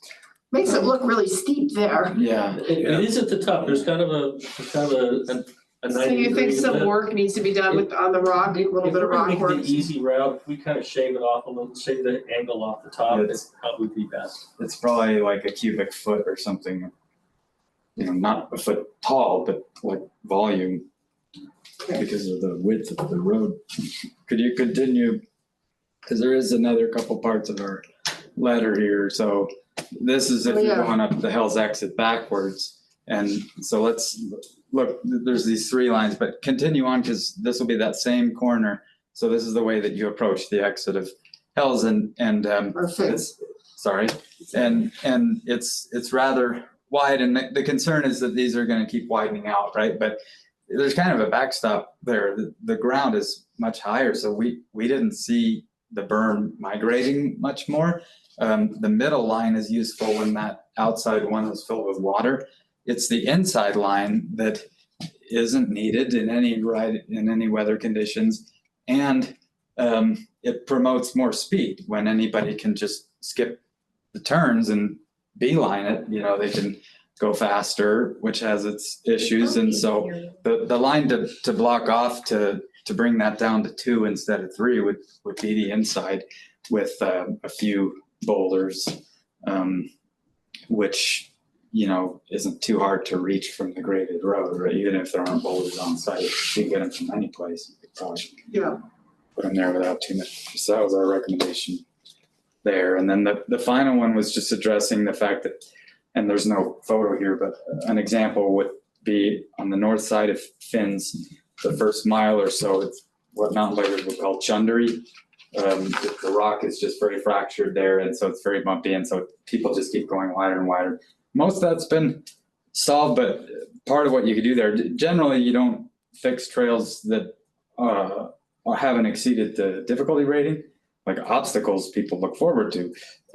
But is the chundery stuff really an obstacle, a feature of the trail? I don't know. And the trail it's fortunately 2 lanes wide. So one thing you could work on is not going crazy. We're not looking for like ADA accessible wheelchair ramp type thing, but one of the 2 lines you could knock off the tops to make one line clearly desirable to prevent the constant pushing onto the edge of the road, while leaving another line rougher for people who want to really test their suspension or whatever. And that's a way, not on every section, but, you know, work on maybe the most chundery section and see what the response is, you know, from the public, and as a type of work that maybe hasn't been done so much, and, you know, could easily be overdone, but you could experiment with it. Right at the road by the radio tower as they come out? No, this is further Okay. up Sand Flats Road. Okay, If you're doing all of Fins and things, yeah, you turn left at a certain point up Sand Flats Road, and right. you get to a section. I mean, it's pretty darn rocky, and yet it's fairly flat terrain. But it's because the rock is so broken up there. It's not a smooth type of slickrock. That's trying to find it. You're talking about when like a road turning west. Yeah, Cliff, I call it the porcupine section. Right there. It's all in here. Yeah, It's bumpy like you would not believe. And I call it the next porcupine section. And everybody's making this so much wider. Geologically, maybe not fractured rock like from a fault zone. Maybe that's just cross bedding from petrified sand dunes. And that you can see some fractures as well. But anyway, If you move the screen to the left, go further down the trail. right, keep going a little bit more, right there. Now it's now at the top right of your screen. That's a section we're planning to do some work on Easter, with some. Okay. We'll determine what, Yeah. but we're gonna try to keep people from widening that extension out to the And north. You don't want to dumb down the trail, but all of the focus so far has been on making off-trail less desirable. Well, how about making on-trail more desirable? And when you have 2 lanes, then you can have 2 types of experiences anyway. It's a one-way trail. So, you know, people who want to show off their shocks, you know, can still do that. But anyway. Yeah, definitely. I That's mean, not urgent, but it's. no, I mean, that's the direction we should be going, because we have different user groups, going different speeds in different types of vehicles, obviously. And so, keep traffic moving and having Brandon fun. McGann pointed out was you make it too smooth and people go faster. So I'm not talking about that. It's, you know, you're gonna see out there certain high points that if you remove a few, you make a lot of difference. So that's that issue. Anything else on Fins before we talk about this link? Although I have to look up the word chundry when I get home, that's a good one. Yeah. Commonly That section is chundry. Yeah. Tyson says, you know, I was using the terminology, correct? So Matt, you can go back to the PowerPoint and then you'll have his photos of Okay. slick fins. Good. The first one is the thing, the connector. That's a good though. one to stay on. So this is from the practice group. There's two of them though. Yeah, but I threw in extra in case I didn't. Oh, but I threw in your actual, go up, Matt, to the next, 38 or something? yeah, 38, yeah. 37. 37. One more, Matt. that one, I threw that one in. Okay, so what we found on our field trip, there was 4 Sand Flat staff, a couple of stewardship committee members, and I think at least, yeah, well, I consider you in a separate class, a commission liaison, and I think there were 5 of us from the Motorized Trails Committee, Kelton from GCAT, and you know, we walked this line down by the North Arrow is roughly where it tied in the 2020 suggestion that we made, right? But to get from practice loop to fins, but some of the concerns were being close to campground C. By the way, it's a couple thousand feet away, so it's not close, but people from campground C will go up to the ridge here to see sunset or something, walk the dog, whatever, and so this gets you further away from dog walkers, campground wanderers, and it's actually more undulating rock, maybe lower speeds, more consistent rock. This had probably a couple 100 feet of sediment, not like deep sand that was going to whoop out, but this is 50 feet of very shallow sand. It's not going to whoop. You'd have to remove part of a prickly pear, part of a Mormon tea. There's not even any black brush that you'd have to remove there, and you'd get to this part of fins that if you could go to another continue like way down to like 41. Okay, so this is approaching fins from this link, and this happens to be more off camber and steep than it looks. So a 4-wheel vehicle, even if it went around from there, like that's fins right there, like on its way here, it's not getting to where this picture was taken. I mean, don't quote me, like a monster truck or something with the right winches, but no, this is good terrain for filtering out 4 wheels, and then that's the line that you go through right there with the prickly pear, and then they're standing at the actual junction. So now you could go further down these pictures. And so this is looking from the junction up the, what would be the single track. But yeah, continue on. So the junction's here, and it just goes down that dip and then over behind. And these ones that I got off of Google Maps are the best. Continue to one more, Matt, please. So yeah, there's the junction, and you go there, and you go across there, and there's that filter, and it just continues on. But this is pretty tight because this is all steep in here. And so we were talking about a fence along here. It would have a 45-inch gap that's narrow enough that's going to keep a full-size ATV out, but it's roomy enough for a motorcycle not to have to worry clipping their foot pegs. But, you know, it's just, I'm a little worried about people entering as others are coming on fins. I think down with those trees, just a tie-in fence down in the bottom, it's less likely to get hit on fins and cause any more congestion in that intersection. It's still visible if a 4-wheel vehicle sees the route in that direction, they're going to see the fence with the 45-inch gap and signs. I mean, you'd have a sign coming from Slickrock that would say one way, right, to the right, and then do not enter to the left, or you could have a proper do not enter sign on the trail itself heading backwards. You could even, if you were concerned, you could have an intersection sign so that the Finns people know they're approaching an intersection. But anyway, the other points of information, you could put the speed limit of Finns if you wanted for the people coming on to Finns. For the people leaving Finns, you could have obviously like no ATV, motorcycle permitted, but you could have the yield sign for motorcycles yielding to hikers and non-bikers. You could have even more Slickrock type info either right at the intersection or further up. Let's see. What's the next? Yeah, go to the next picture here. No, I meant the next aerial view. Go back up. Yeah, perfect. Yeah, okay. So this is it.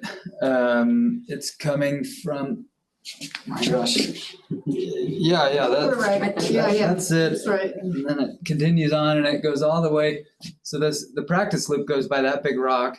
That's the main viewpoint that people stop at. Then it drops down to that smaller one. And people do stop there sometimes, but that's where there'd be nothing for 50 feet, just like most dot routes.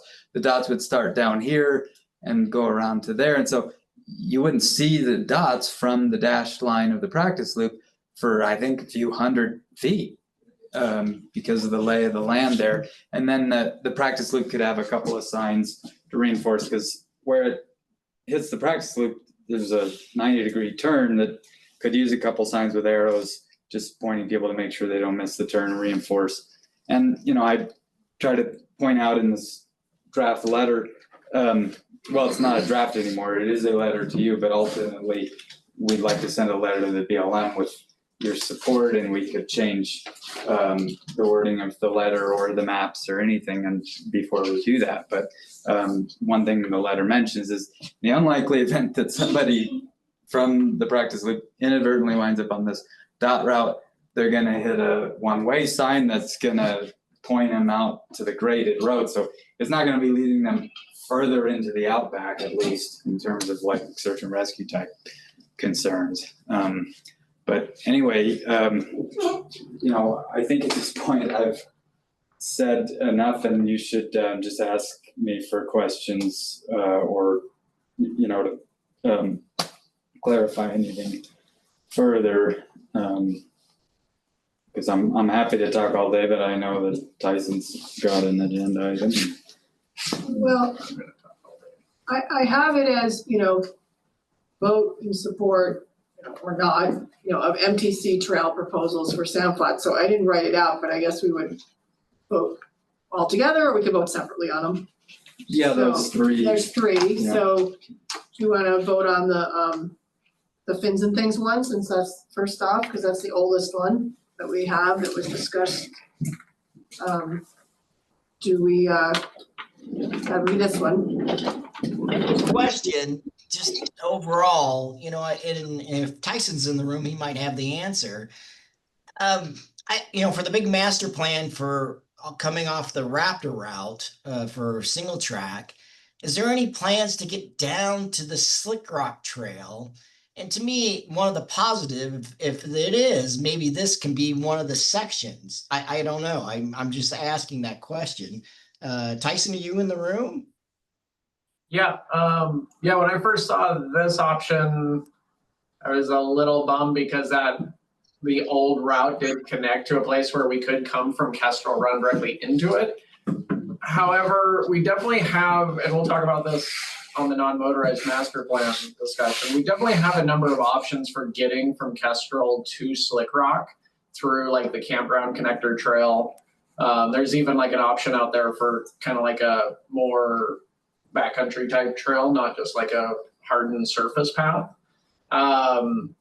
So I like this route. I like how it does tie into Fins and Things a little more than the other way. The fun part of things with the Kenny's Frenchies. Yeah, and I think this does have like a little less probability of like bikes trying to pedal out Fins and Things through the sandy demise that they will face. So there's pros and cons on it, Do you wanna wait and but vote on Hell's and vote on Finn's and then hear Tyson's presentation and then vote on Slick Finn's? Would that help or does it matter?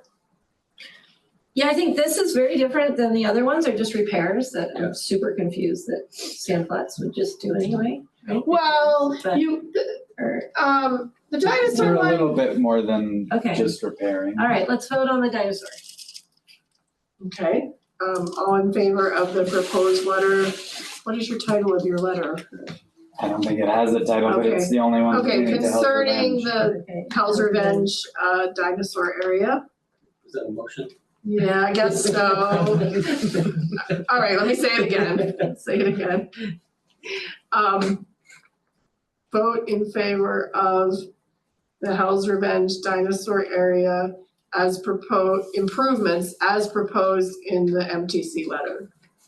And I'll second that as a motion. Okay.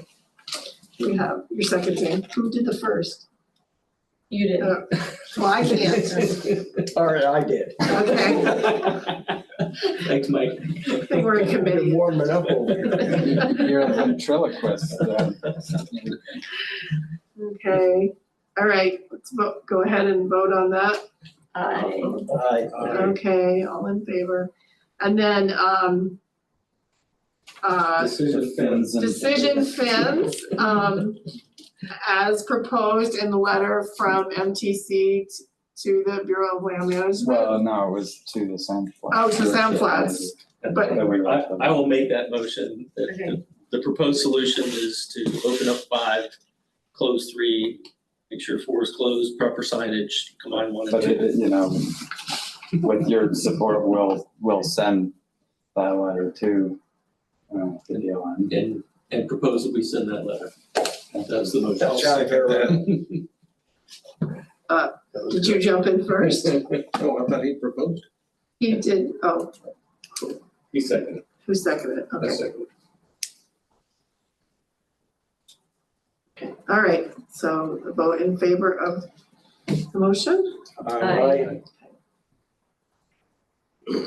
Okay, and then you wanna wait on the Slick Fence one till after No. Tyson speaks, you wanna vote on it? Okay. oh, what do you want? Oh. No, we Tyson to speak, because I would actually think like the old if path Tyson better has too. more to say about this Yeah, document so we'll proposal wait in regards until to Tyson the goes, right? master plan or whatever your agenda item is, just do that now rather than Yeah. combining it into the larger master plan discussion, right? So weren't you going to say something about how there's gonna be a bike path so that yeah. at least Kestrel could tie into that bike Yeah, path? Matt, can you go to, yeah, he has maps. Matt, go back to the, well, we have a few things, but in my PowerPoint, Because I agree with, when you look at the distance from the Concord, I think the go, distance no, of keep, the go to the end of my original PowerPoint, Matt, I have a whole specific part for very Tyson. far. Oh, there it is. Yeah, there's that, and then go one more.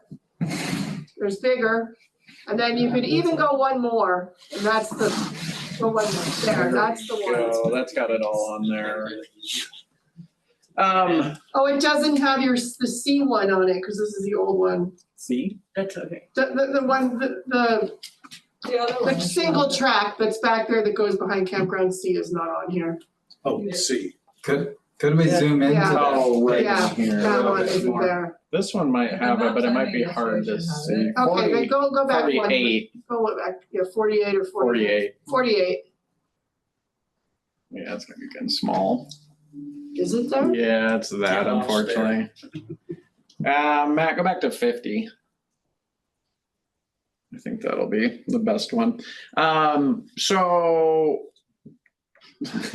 where are we going with this? So we've talked about this a number of times. I believe the last meeting that we presented this at, we came to an agreement of liking this northern option. This is kind of for the campground connector, surface hardened path. what we're kind of talking about a little bit with like the 2011 plan and the slick fins is this route. So this is very similar to the 2020 proposal that connects over to fins and things. And it would connect a little closer to that route that ties into this loop of Frenchies. So that's kind of what I was saying is like this trail has a great potential for like a single track, not surface hardened, but more a single track option to connect Kestrel to Slickrock. However, there's definitely some complications with this junction with fins and things. And I think talking through it with Andrea and with Cliff, you know, if we're looking at this down the road, if this campground connector, you know, it seems like there's a lot of support for that. And I really like it because it gives all these people somewhere to go. Down the road, say if there's an opportunity and an interest in creating a loop out of this, utilizing this and then connecting back into the campground connector can totally work for that. If slick fins is to kind of come out through here. Just for clarification, the blue would be non-motorized, correct? From here up. From here to here, if it were to overlap here, I mean, I would say then it would be That's why I asked, motorized. because that's the slick fins that has to be motorized. Yes, yeah. We wouldn't propose it as a non-motorized because Cliff would probably kill me. And probably the rest of the rest of the motorized community. Your 2011 master plan proposed it as a motorcycle trail. Mhm. So is the only reason we decided against the 2020 and the 21, the blue, is because of noise to the campground? Because I was out there this morning, I thought I was pretty far from campgrounds. And I heard motorcycles on the road. It had to louder. do with the campground hikers that are kind of closer to the graded road. They're just Yeah. walking their dog or something. And then it also had to do with on the junction there, you're kind of going backwards on fence for 20 Yeah. feet, but almost not really. It depends on, there's How you do the braided junction. part of fins there. You could use one of the old fins braids as the single track and then, but I guess it is a four-way intersection at that point as opposed to the new proposal is a three-way intersection.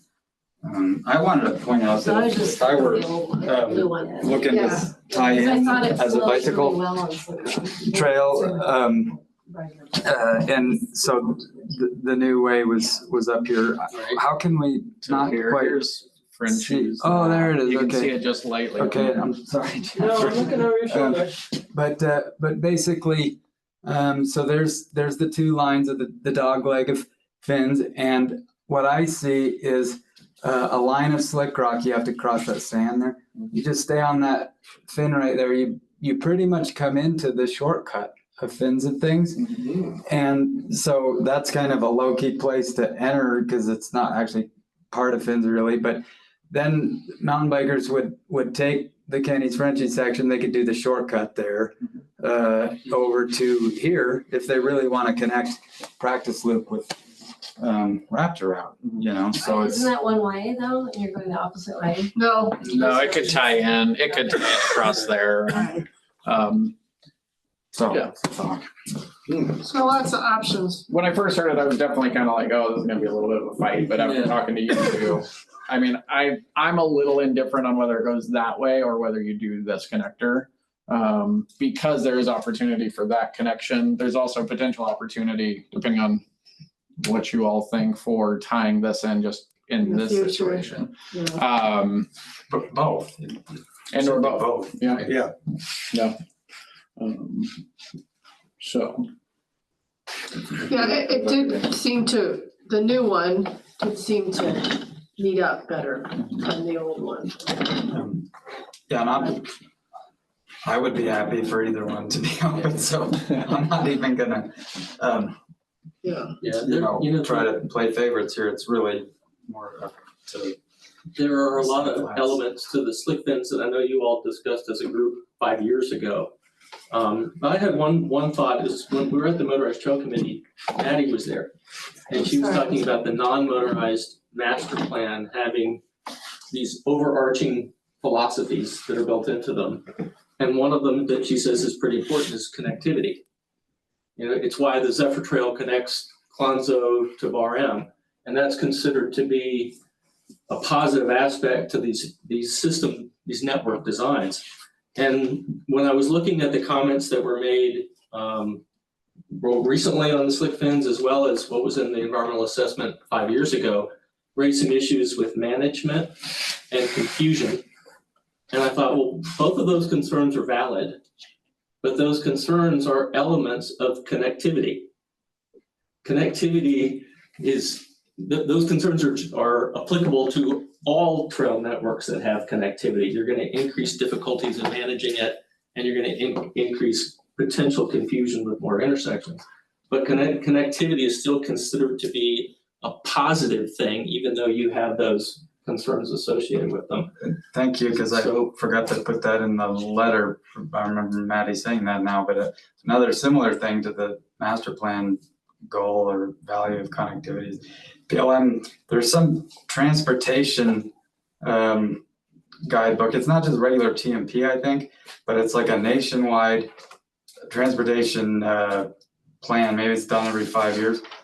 There was, I think, 4 key values when they're looking at routes and connectivity is one of them, you know, and so, yeah, that is the primary benefit of this dot route. Well, it made me wonder if you were designing it from scratch and you're building the Slickrock motorcycle trail and the fins and things from scratch, would you have designed in this connector from the beginning? Well, ironically, they were. Yeah, she pointed out that the 1969 Slickrock map showed Slickrock Trail going to Morning Glory Yard. They were. And some of that's now fins and things. But there's that. And I'm not really sure, like, it happened before I was here that fins and Slickrock were separate. Mm-hmm. So I don't know when that happened. I propose we vote on whether we approve of the slick fin connector as a motorized connector. Are you making a motion that we I accept? motion to see how everyone feels. I motion on the slick fin. I was for this in 2020, so I'm just like confused where it got lost. It got approved, right? No, okay. By us. You guys approved it, Yeah. but the BLM did not Okay. approve it. All right. Remember, they approved 9 out of 11. Okay. And some of the concerns that BLM raised were management and also the concern about getting full-size vehicles onto this trail. Yeah. And we look at the way the raptor route crosses Porcupine and Fins, you know, that's very well managed today.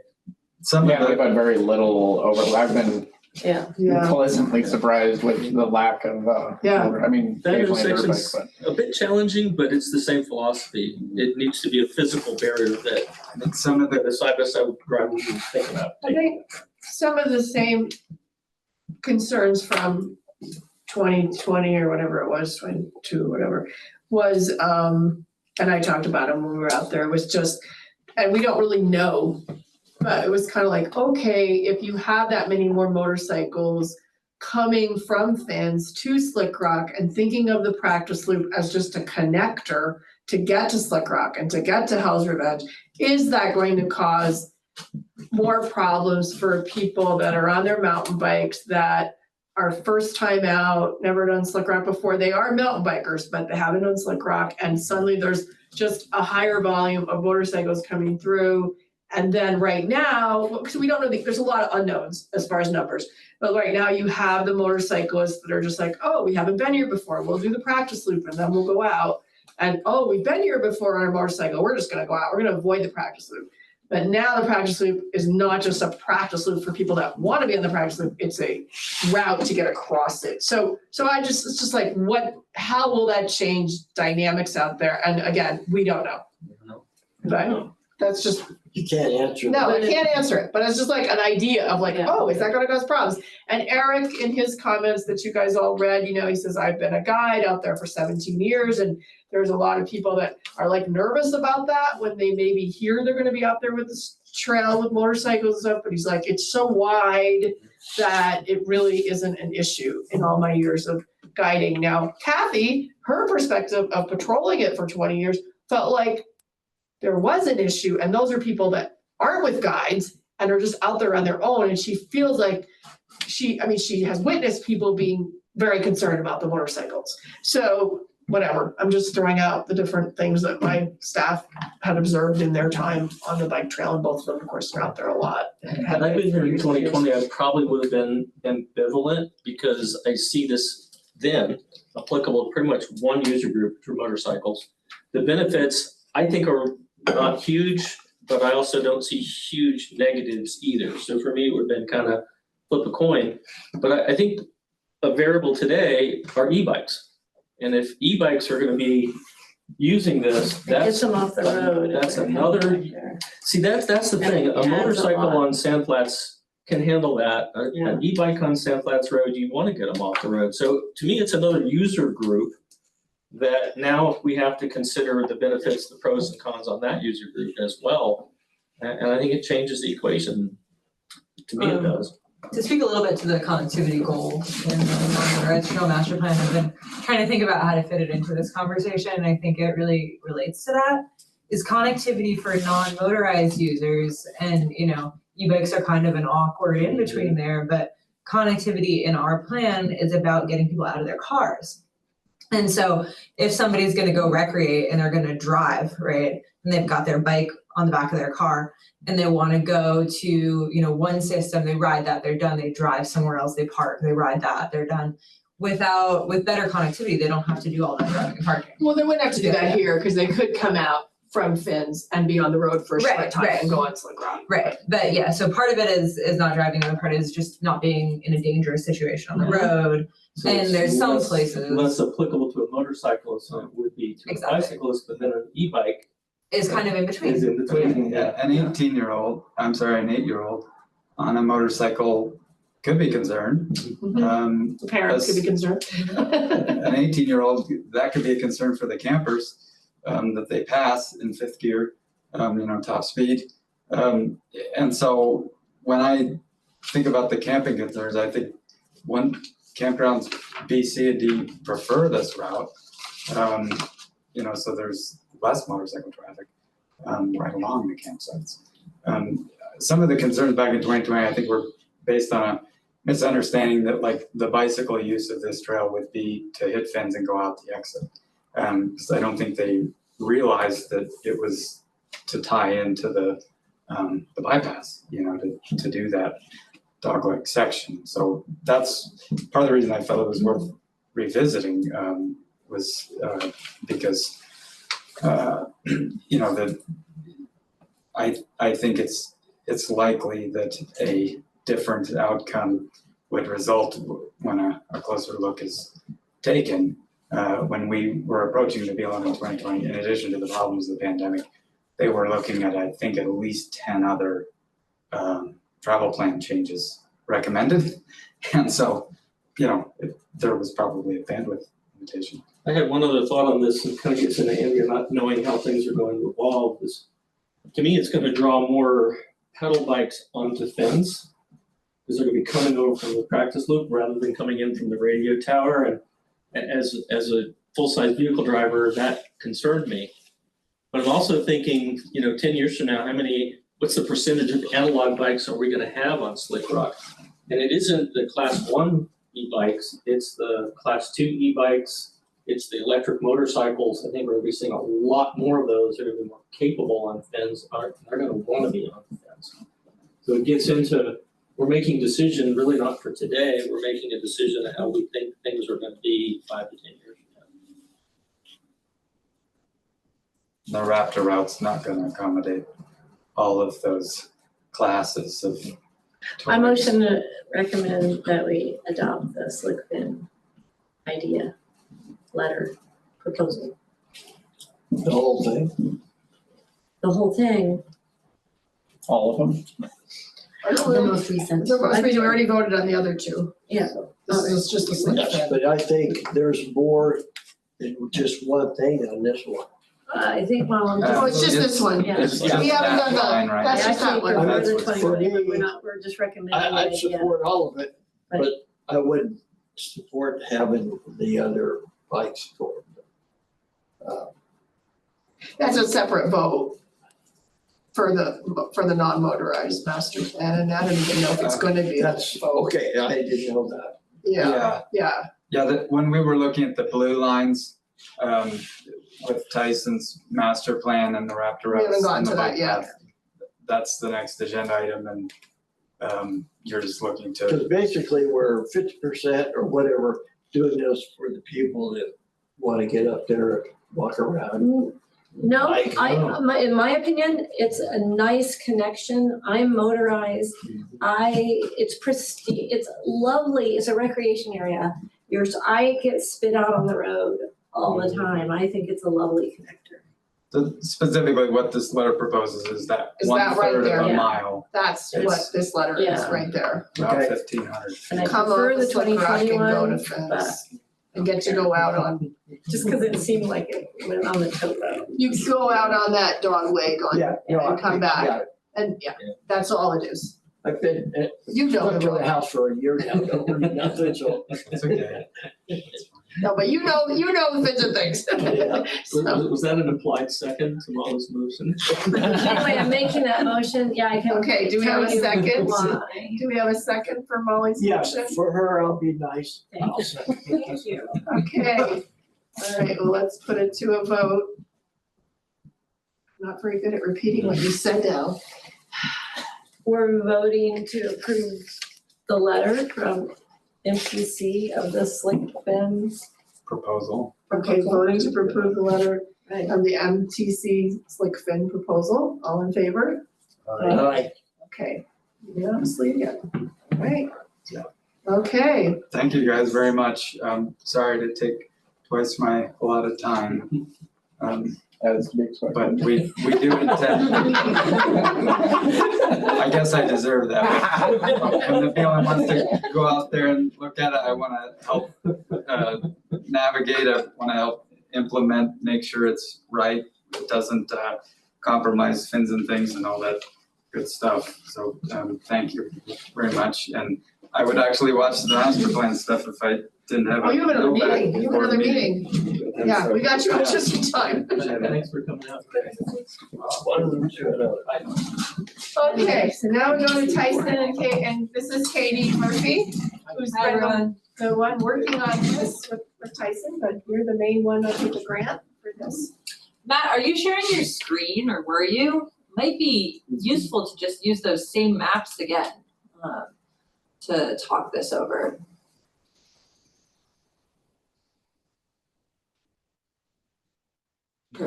Yeah, which maps? Let's start with this one because this is the most zoomed out, and then we can go into the more zoomed in ones later. Should we do a little overview? Do a quick overview. I have about 45 minutes, Great. so, Sorry, guys, I know. so let's keep it kind of quick, but yeah, you can do the overview. So the Grand County Trails Department is updating the non-motorized trails master plan, which was first drafted in 2005 and subsequently updated in 2011. It's been a really long time since it was updated. Definitely due for an update. There's trails that were planned at the time that have never been built, some that probably will never be built, some that have been built that weren't on the plan, and then there's definitely public appetite for trails that were not previously planned. So the update is kind of reevaluating those 2011 plans, deciding which one of those we want to hang on to. And if there's any changes we want to make to those, if there's any additional trails that the public is interested in that we think are a good idea that we want to add to the plan. And I think the main thing to note about the plans is that it's a wish list. Whatever is on here is not necessarily going to be built. It's kind of, showing there was sort of public desire for this. And then we work with land managers to actually decide if and when and how it happens. So, you guys don't necessarily need to sort of vote to approve this. This is more just kind of getting in touch with the stewardship committee as a stakeholder in this process and kind of showing you, this is kind of what we're thinking about for Sand Flats. We've talked about some of this, what we're gonna show you through with Andrea already. But just want to sort of get a sense of whether there's anything that you all think is missing, if there's anything that you think is particularly problematic, and just kind of get a temperature check on this stuff. So I guess now, was that enough of an overview or? No, that was good, and I was a little I was still a little confused about like voting today, you know, like I put it on there in case, I don't know what the rules are, if we can, well, you can table it, yeah. Yeah. You can table it. So, but I put it on there in case we felt we needed to, but like you said, we're more looking at, okay, is there something that we definitely want to throw out, or there's something that we definitely is missing? Like you just said. I think that's up to you all. If you want to officially vote on, like, we approve the recommendations, you know, feel free to do that. I think it's more on your end than it is on ours. And then also it's kind of like we would, or we can just like vote, you know, in a few years, but one of those actually comes up as something that we would maybe build. I mean, or, you know, decat and get built. So. Yeah, and that's something, I mean, this can all go into the plan, and then, you know, we still have to go through final processes. design and final approval of everything. And money and on the everything, road, so, yeah. So It sounds like you have a lot Money. to do. So for clarification, in the Santa Flats border, it's hard on the colors. So the existing hiking equestrian trail versus new hike equestrian recommendations. What's about the middle dark purple one? So we over the currently orange one? don't have any. That's Juniper that's built. Oh, so Yeah. why is it? 'Cause it's these existing hiking and equestrian trails. See how it's got like Hatch. purple, it's like a hatch. In the purple. Right, to the left, the dark, This. that down. So I think you're What talking is about that? the 2011 plan. That's a 2011. Okay. So the 2011 plan actually came all the way So through. Point out a trail we're talking about that you're concerned about for Santa The Flats. orange. Oh, Orange and purple would be New- new. oh, Non-orange. On that map then, Okay. I got two specific questions. Mhm. It looks like you have a proposed bicycle trail that goes from Slickrock down to the Hell's Revenge exit, the old In Hell's orange. Revenge exit. It's not clear where it. Yeah, that's definitely one to talk about. Okay. Part of this came out of our survey map. So this was on the 2011 plan. This is called the Hideout Trail. Goes through the fens from the dinosaur tracks through that old corral that's back in the fens there. So that was that's existing on the plan. This was somebody drew this in that we were kind of like, well, maybe that's a good option for like another loop for in here. I see. Not to Um, bring you back down to San. I know it's a bike loop, right? Okay. I mean, bike and or Motorcycle, bike, motorcycle. I mean, given that it's connected to Slickrock, it'd Yeah, probably it'd be have to be bike motorcycle. and When motorcycle. I'm just saying that Yeah, yeah. when the dotted routes that were out there, you know, at one point there was like discussion of them not being for motorcycles and just being for mountain bikes. And we were with the BLM saying, we don't know how the heck we could manage that. You've got to make it for both of them. So But you're still That pretty would be- high up there. For reference, can you use your finger to show the road into Santa Flats? That's right. they're like, Yeah. So Oh, Slickrock thanks. parking lot's Okay. here. Thank you. Yeah. Booth is right I there. just need Yeah. that And then reference. my other question, is Okay. that essentially the slick fins we talked about that comes from the corner of the practice loop over to the. yeah, It is. which was weird. We weren't even sure how it got on there. Right? Yeah, no, somebody put it on the survey map. And then I just went through, so we've had to make all this GIS from scratch, even our 2011 plans. I had to like read through our PDFs of it and draw them. And we were at the open house and I saw that and I was like, I was like, That's what I'm talking I was like, somebody drew it and who knew something apparently. And does the light purple already exist? To the right, that one, is that? So this one's kind of weird because this is actually the cow trail Yeah, that descends down I into get it, Grandstaff. yeah. It's actually on the existing plan as like an existing unsigned trail. It's in this currently as an example. We want to also kind of a part of this whole plan is a historic trail inventory. Oh, okay. So this would be one of them that goes from here over to Mount Martin Point and down the Golden Stairs. That's pretty cool. So it's something that isn't going to be done by the time we're done with this plan, but it's something we want to continue working on. So Tom and I were talking before you came in, the orange line that runs along the river road. Yeah. I love the river road. That's needed so badly. Mhm. I don't Yeah. know what's involved in getting that approved or funded, but that's probably the most important A lot more money. line on there. Yeah. And a lot of that, this is overlap just with our active transportation network that, you know, it's all really fun pie in the sky it is, but, I realize it's not in our purview, but that really jumped out at me. yeah. So the orange ones are ones, except for that little jagged one, the one that goes behind Campground C that we walked with Brendan. That one. That is not on the first Google map that we showed you. Yeah. Everything else is. Yeah. Right? Yeah. So should we, well, I don't know, are you ready to go to the other one or not? So my takeaway from the orange though is basically to provide a bicycle path from the Raptor route to the Slickrock parking lot. That's the concept. Yeah, because we don't want to, so I feel like, we know the Slickrock parking lot doesn't fill up like it used to. And we really don't want to build another parking lot when, it's not filling up like it used to and it's our biggest one. So let's get them to that. Yeah. It just makes sense. Let's not impact a new area. Let's get them to Slickrock. Yeah. Agreed. So whether we get them to Slickrock in the backcountry or we get them to Slickrock closer to the road with this path okay, this is what we want now, I guess, is this one. Oh, go back, Matt, you were fine. That's what I wanted. If Tyson wanted it. If you had it, Matt. I mean, I guess the only other thing is if anyone knows of anything within Sandflats for for another hiking option, if there's something desired. If you have any other ideas for within Sandflats that you want to see added to the master plan, let us know and we can discuss it as well. And that doesn't have to be tonight, but. The complicated thing is a lot of locals just want to, we don't want to advertise a trail. Yeah. In Sandflats. Right, we just want to hike around. Yeah. That's why no one's. Yeah. It's not just Sandflats. Yeah. Right. That's why we're not gonna propose more. Yeah, and we're starting, GCAT's starting to get a lot more creative with hiking ideas because we've hit that for so long and now we're seeing all these areas that are just getting so heavily used. Right. That people are now like, they're kind of scattering everywhere because they don't have a place to go where they feel comfortable and safe to go on a hike, right? Right, and the signage is awesome when you have these really cool signs. So not necessarily, we're looking more at like, on that last map, there was like, if you noticed up in Big Bend along the river, an option up there for a hiking route that would really serve those campgrounds. Yeah. Anybody does that Richardson's amphitheater to begin with. I know you're talking about Big Bend, Here it but I is, mean, yeah. they're the similar There it is, example. there it is. Yeah, so just, we're trying to really look into more like Yeah. what's around campsites, what's around People are already there. areas that maybe are not gonna make people. Make them use them. official. Yeah.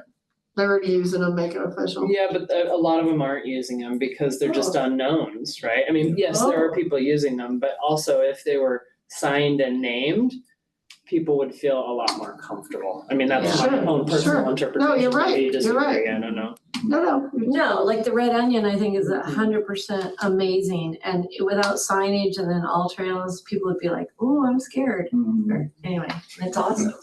Yeah. So, You're not gonna die out there. You might. yeah, there was a discussion, right? About with search and rescue, about better. There's been a lot of search and rescues out there. Out there, but I think it's I more guess- Fisher Towers than. I was gonna say, look at unfortunately, Fisher so. Towers, people die within a quarter mile of the trailhead. Oh, man. So anyway, yeah, so What- this one is what we just talked about before. It's, Yeah. So currently in the master plan, we basically have, so a lot of the master plan lines are purposely very straight, so we don't confuse them with designed routes. So we know we have to come back later and do all the footwork. So currently in the master plan, what we have is kind of a route on the southern end and then a route on the northern end of Sandflats. And that can be enough, that can represent what we have here. We can, Andrea and I have also talked about actually putting in like these specific routes. I think the last one of these we were pretty in agreement of avoiding this area, this southern area. One for kind of the view shed as you're coming up here, having like this nice open field and mountains is a nice view shed without impacting it. And then getting through campground D is impossible at this point. yeah. It's just so much, there's like, you'd be out here to get around it. So we've kind of looked more at for this more campground friendly trail coming through here and connecting into Kestrel. And then a potential more recreation loop option for these campgrounds would be then to tie into this loop. And then now, I mean, with Slick Fence potentially being here, you know, we can look at the opportunities of tying into this or keeping it down here. So What does your gut tell you about new trails in the future being open to e-bikes? I feel like they mostly, especially around campgrounds, they're gonna need to be open to e-bikes. Especially also with like tying into Slickrock and everything and the popularity of Slickrock for e-bikes. We have direction with new trails to consider that. It's really complicated in this situation where we're tying into the Raptor route. That's gonna be my next question. And that's You have like- to design it so that you can preserve the Raptor route with its current designation. Yeah. So those are, yeah, I mean, that's where we're at with just e-bikes in general is how do we, where can they overlap? Where shouldn't they overlap? How should they connect? So. But yeah, I mean, I think for the future, adapting to who knows what other weird electric things we're gonna have that are exactly like, I don't know, I mean, it's. Very large one wheels. Yeah, I mean, that's a huge thing right now, actually, is like the one wheel unicycle things. Yeah. Yeah, Hitting they're like going 30 like foot mountain gaps and trails. stuff, like, so They're I don't doing know, deep sand. yeah, so. Well, if we go back to your folks' map, I just wanted to go back to that, just to master plan see if map. the master plan map, to see if it shows that orange like way down below campground D or not, or does it not? Oh, yeah. So this one we did update with the trails that we Oh, have yeah, no, talked it's all, about, it's actually. all on the up, the left side of the Yeah. road as you're So driving. there's Okay, D, good, okay, this good, is Sandflats Road. okay, so so we that's are everything kinda- we talked about, Yeah. okay. So I don't, With the addition of this loop, and this loop, I mean, it could go biking or it could go hiking that we've walked with yeah, Brandon you and lots I. of it. This goes just north of Campground C and Yeah. just south of the route, the old Slick Fins route. Just south of it. And it's an option for tying into the Slickrock campground without being right on the side of the road coming through that hill. Yeah. But I mean, depending on what happens with the road over the next few years, that might get kind of blown out and widened anyway, and it might be a pretty easy place to come in right at Campground C and bike lane down to Slickrock, so. But it's nice to know you got things that are, could be planned. Yeah, absolutely. a couple options. And does these bicycle routes simplify potential future raise grants to take that bike path off of the raise proposal? Well, yeah, I mean, we had, when we write the grant this fall, I mean, we remember from our other meeting, let's have these separated paths, a separate funding, separate project, Yeah, I and like just go for it with bike lanes and pavement and just try to, because we were so close the other time when we did that. And even maybe make it shorter, just to Falcon Flow or something, and then maybe we'll get in the running again. I like that. We should probably mention that another side of this plan is the active transportation side of the plan, and we have a consultant working on that. And they did propose a shared use path coming along Sandflats Road. Of course, I was saying this to Andrea yesterday, you guys are applying for the raise grant, you wanna do it separately, you don't have to mention this plan in that grant unless it suits you. So like, you know, if you happen to be applying for a different grant that would help with the shared use path, for sure, this will be helpful, mention it. If you're trying to simplify the raise grant, this isn't gonna be a problem. Utah Trail Network. Yeah, Utah Trail Network would definitely be of help with that.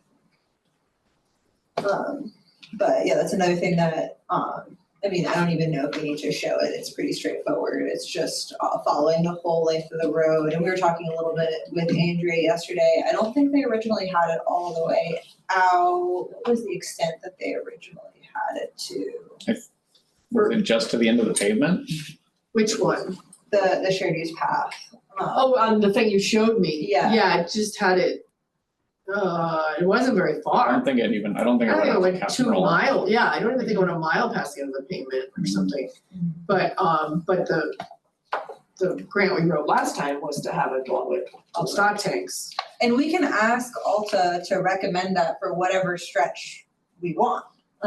And so, you know, we were saying yesterday, why not actually just have them do it for the whole thing and then, you know, pie in the sky, we probably won't get it, but you know, that'll be, at least we have it sort of in writing that we have that in a plan. But if anyone has ideas. Although the Falcon Climb will kind of alleviate that problem, it would be more of a separate kind of recreation. Yeah, it'd be more like road cycling. Yeah. Type recreation. Yeah, where someone's staying at a campsite and then they wanna, ride their e-bike that's not really mountain bike friendly, up the road, Haven't patented look at those stuff. yet.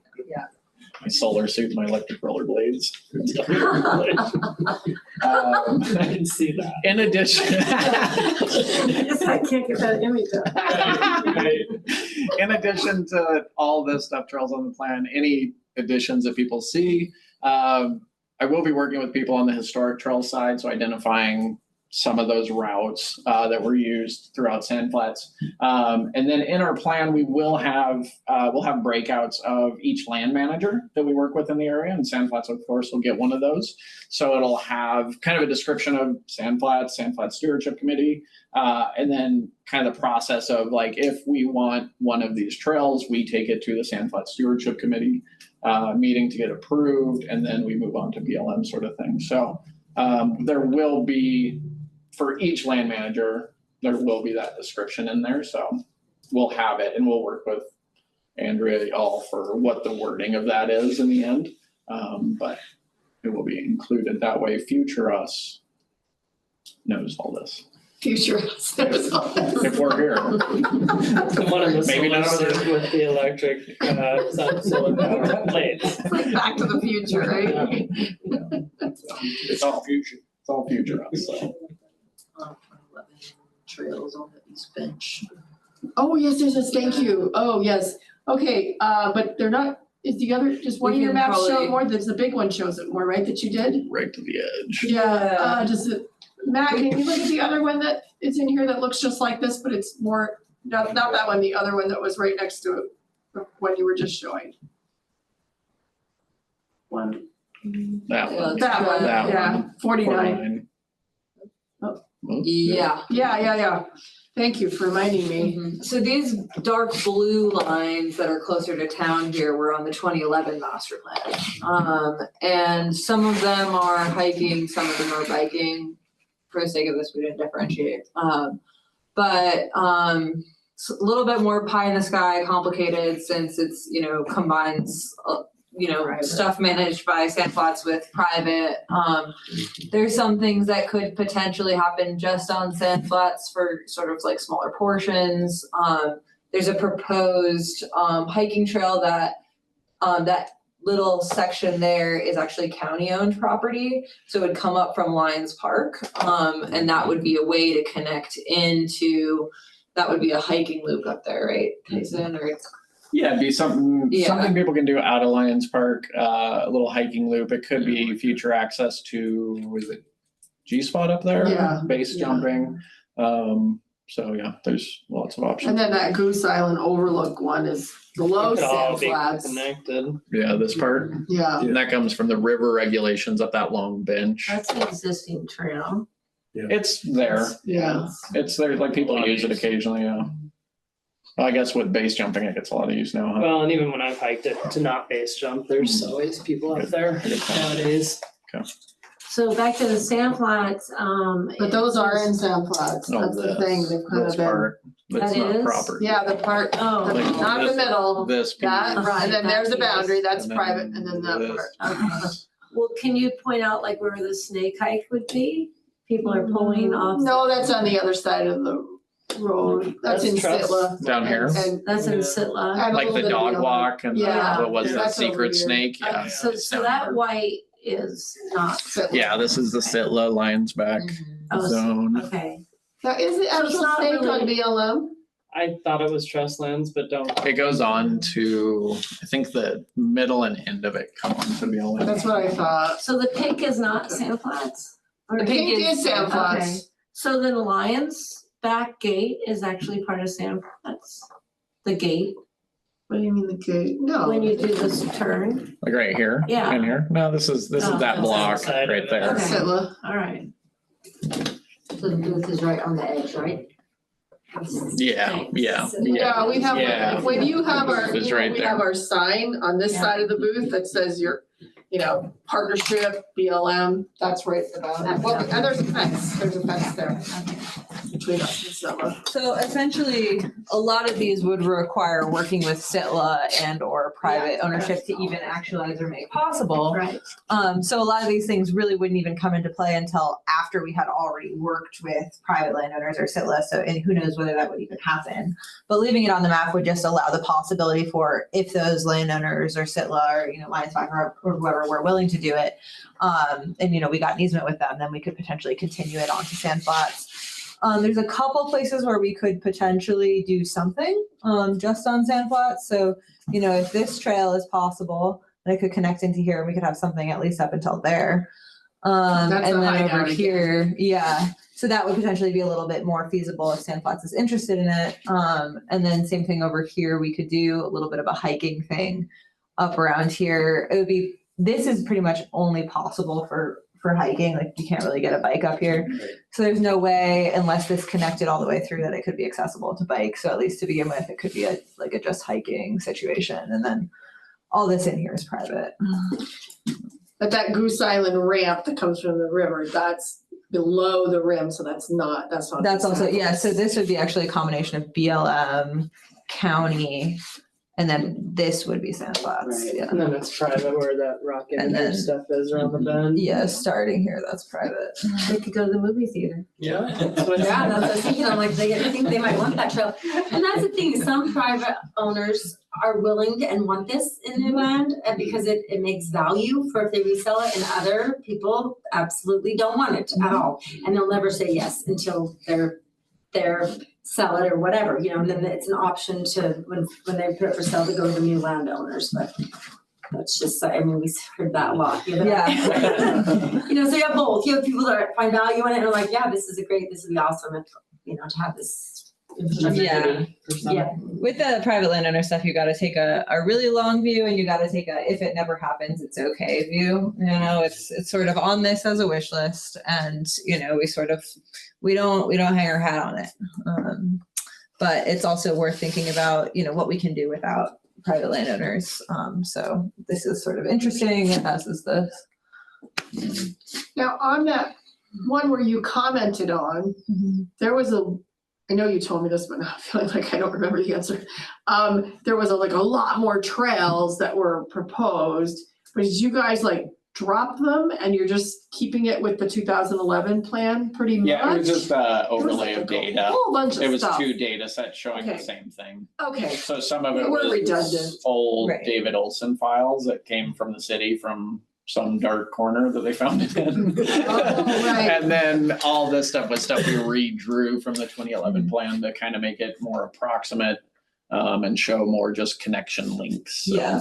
Since they're not So, yeah, I was- alignments, it's not really necessary to have that level of detail. As long as we're just kind of showing connection from here to here, doesn't necessarily matter exactly where Exactly how it goes, is. right, Yeah. right, I remember you guys talking about Yeah, and this. we put up the survey map, and then as we're unfortunately late reviewing it, it was like, oh, we need to take all this off, and we couldn't at that point without taking down the whole map.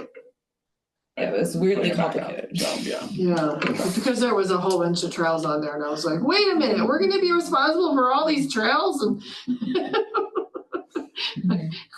But so this is what we're potentially gonna put onto the plan, or there might be some difference in symbology, but this is the general idea. So we're curious whether you all are comfortable with this level of recommendations or detail. If there's anything that seems like an obvious red flag, let us know now. Seems like that's all already getting used. it's already Yeah. roads, Yeah. yeah. Some's old roads and some's the path of least resistance through the terrain. That just makes sense. Well, I think just if you updated it maybe with that other idea of the loop, if they go with, or to an alternative, with the recommendation of the slick fins change. And maybe the only two I could think of. If that even happens.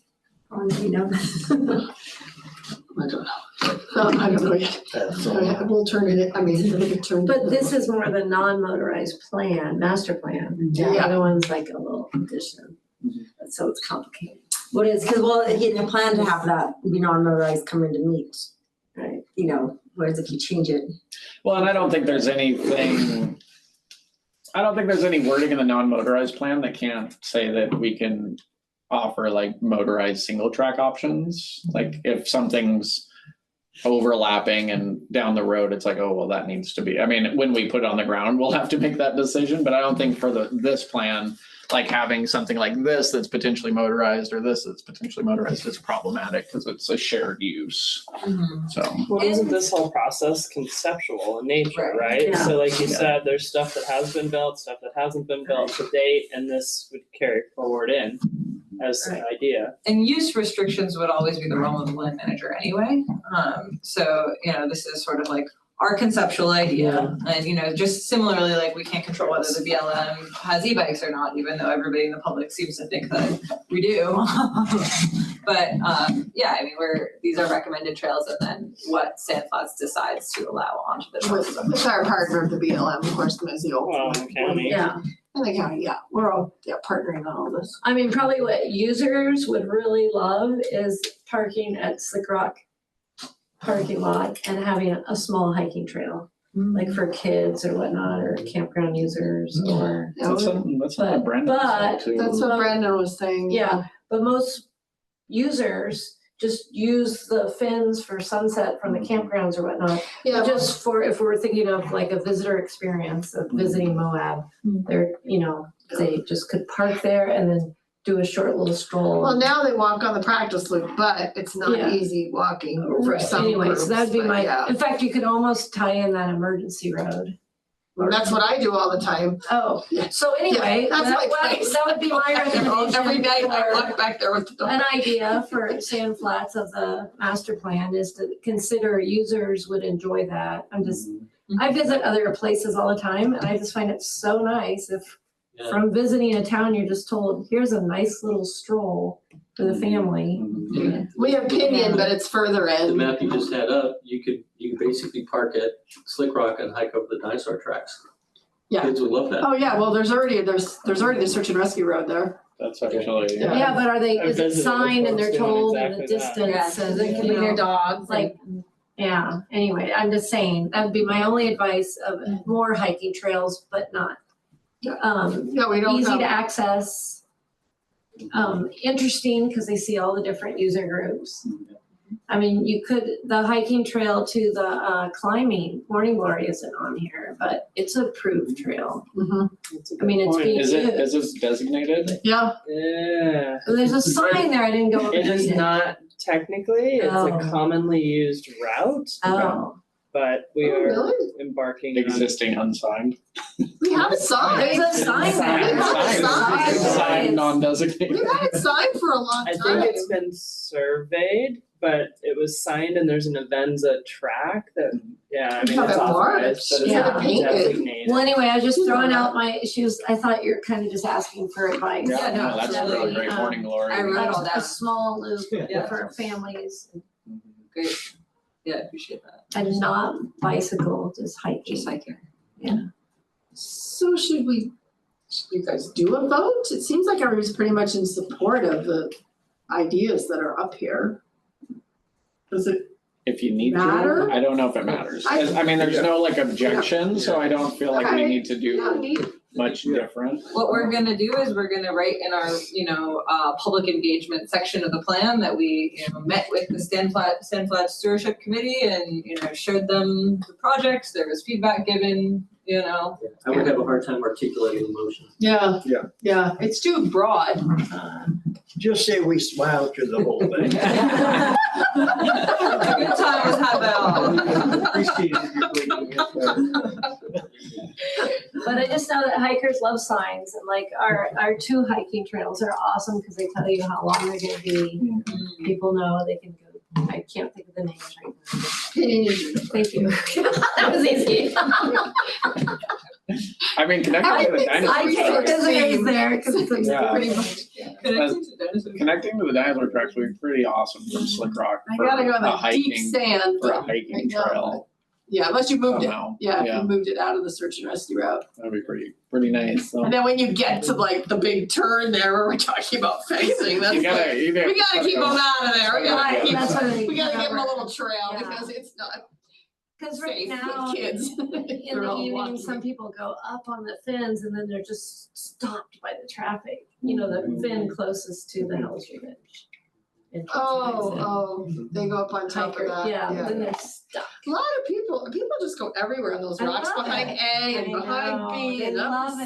it. Yeah, I see it because that's when I go up. I go up every I go up at evening just sunset about, there, yeah, too. at sunset. And And I think it's Walk the great, dog. everyone just gets up on the fins. I know, they just get up on the fence and look Yeah. at the glow of the mountains. They Right. just- Yeah, it's really cool. It's like a really like special feeling. You can tell everybody's like, I remember this for the rest of my life, you know, looking Yeah. out at this. I feel better calling it a park now.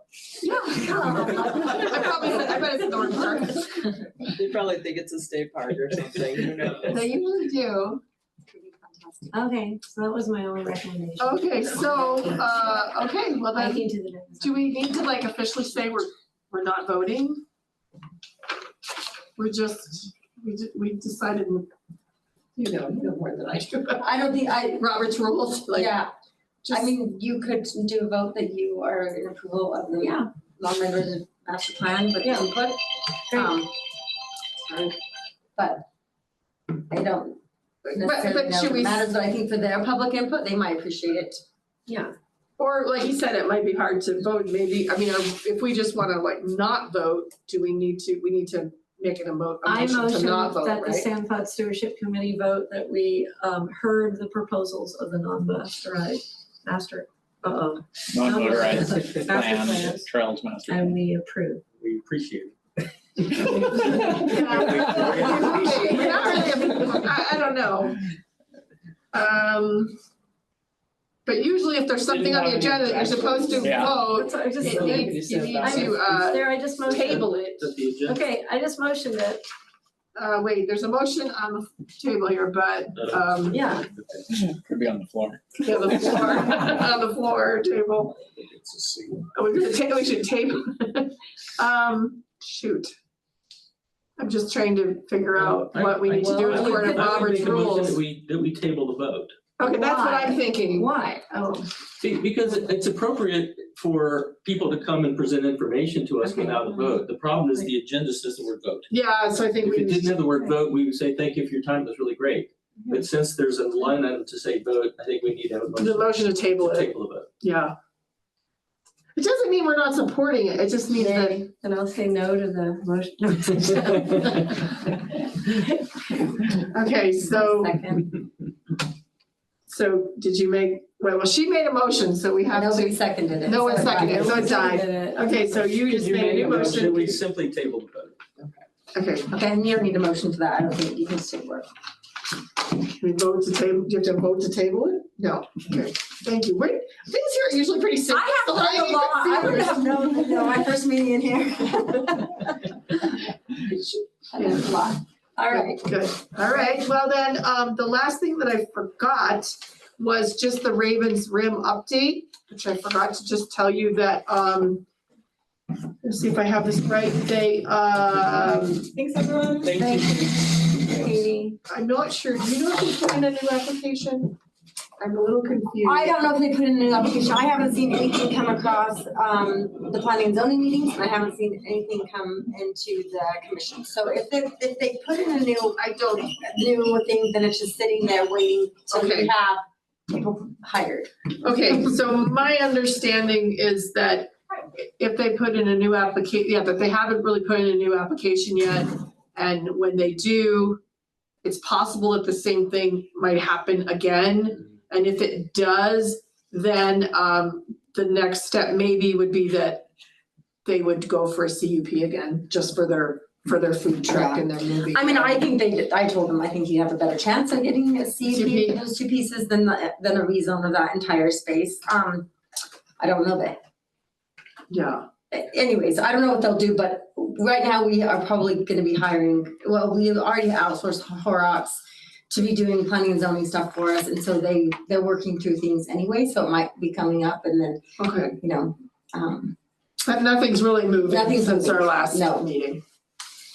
So So anyway, just we're trying to update you on that, so thank you for your knowledge on the subject there. And so if we don't have anything else, we can adjourn. Sorry that we kept you so long, there was a lot on there, but we got through it. Thank you. We had a lot to do. Thank you, Matt. Yeah, I'm stopping the recording. I did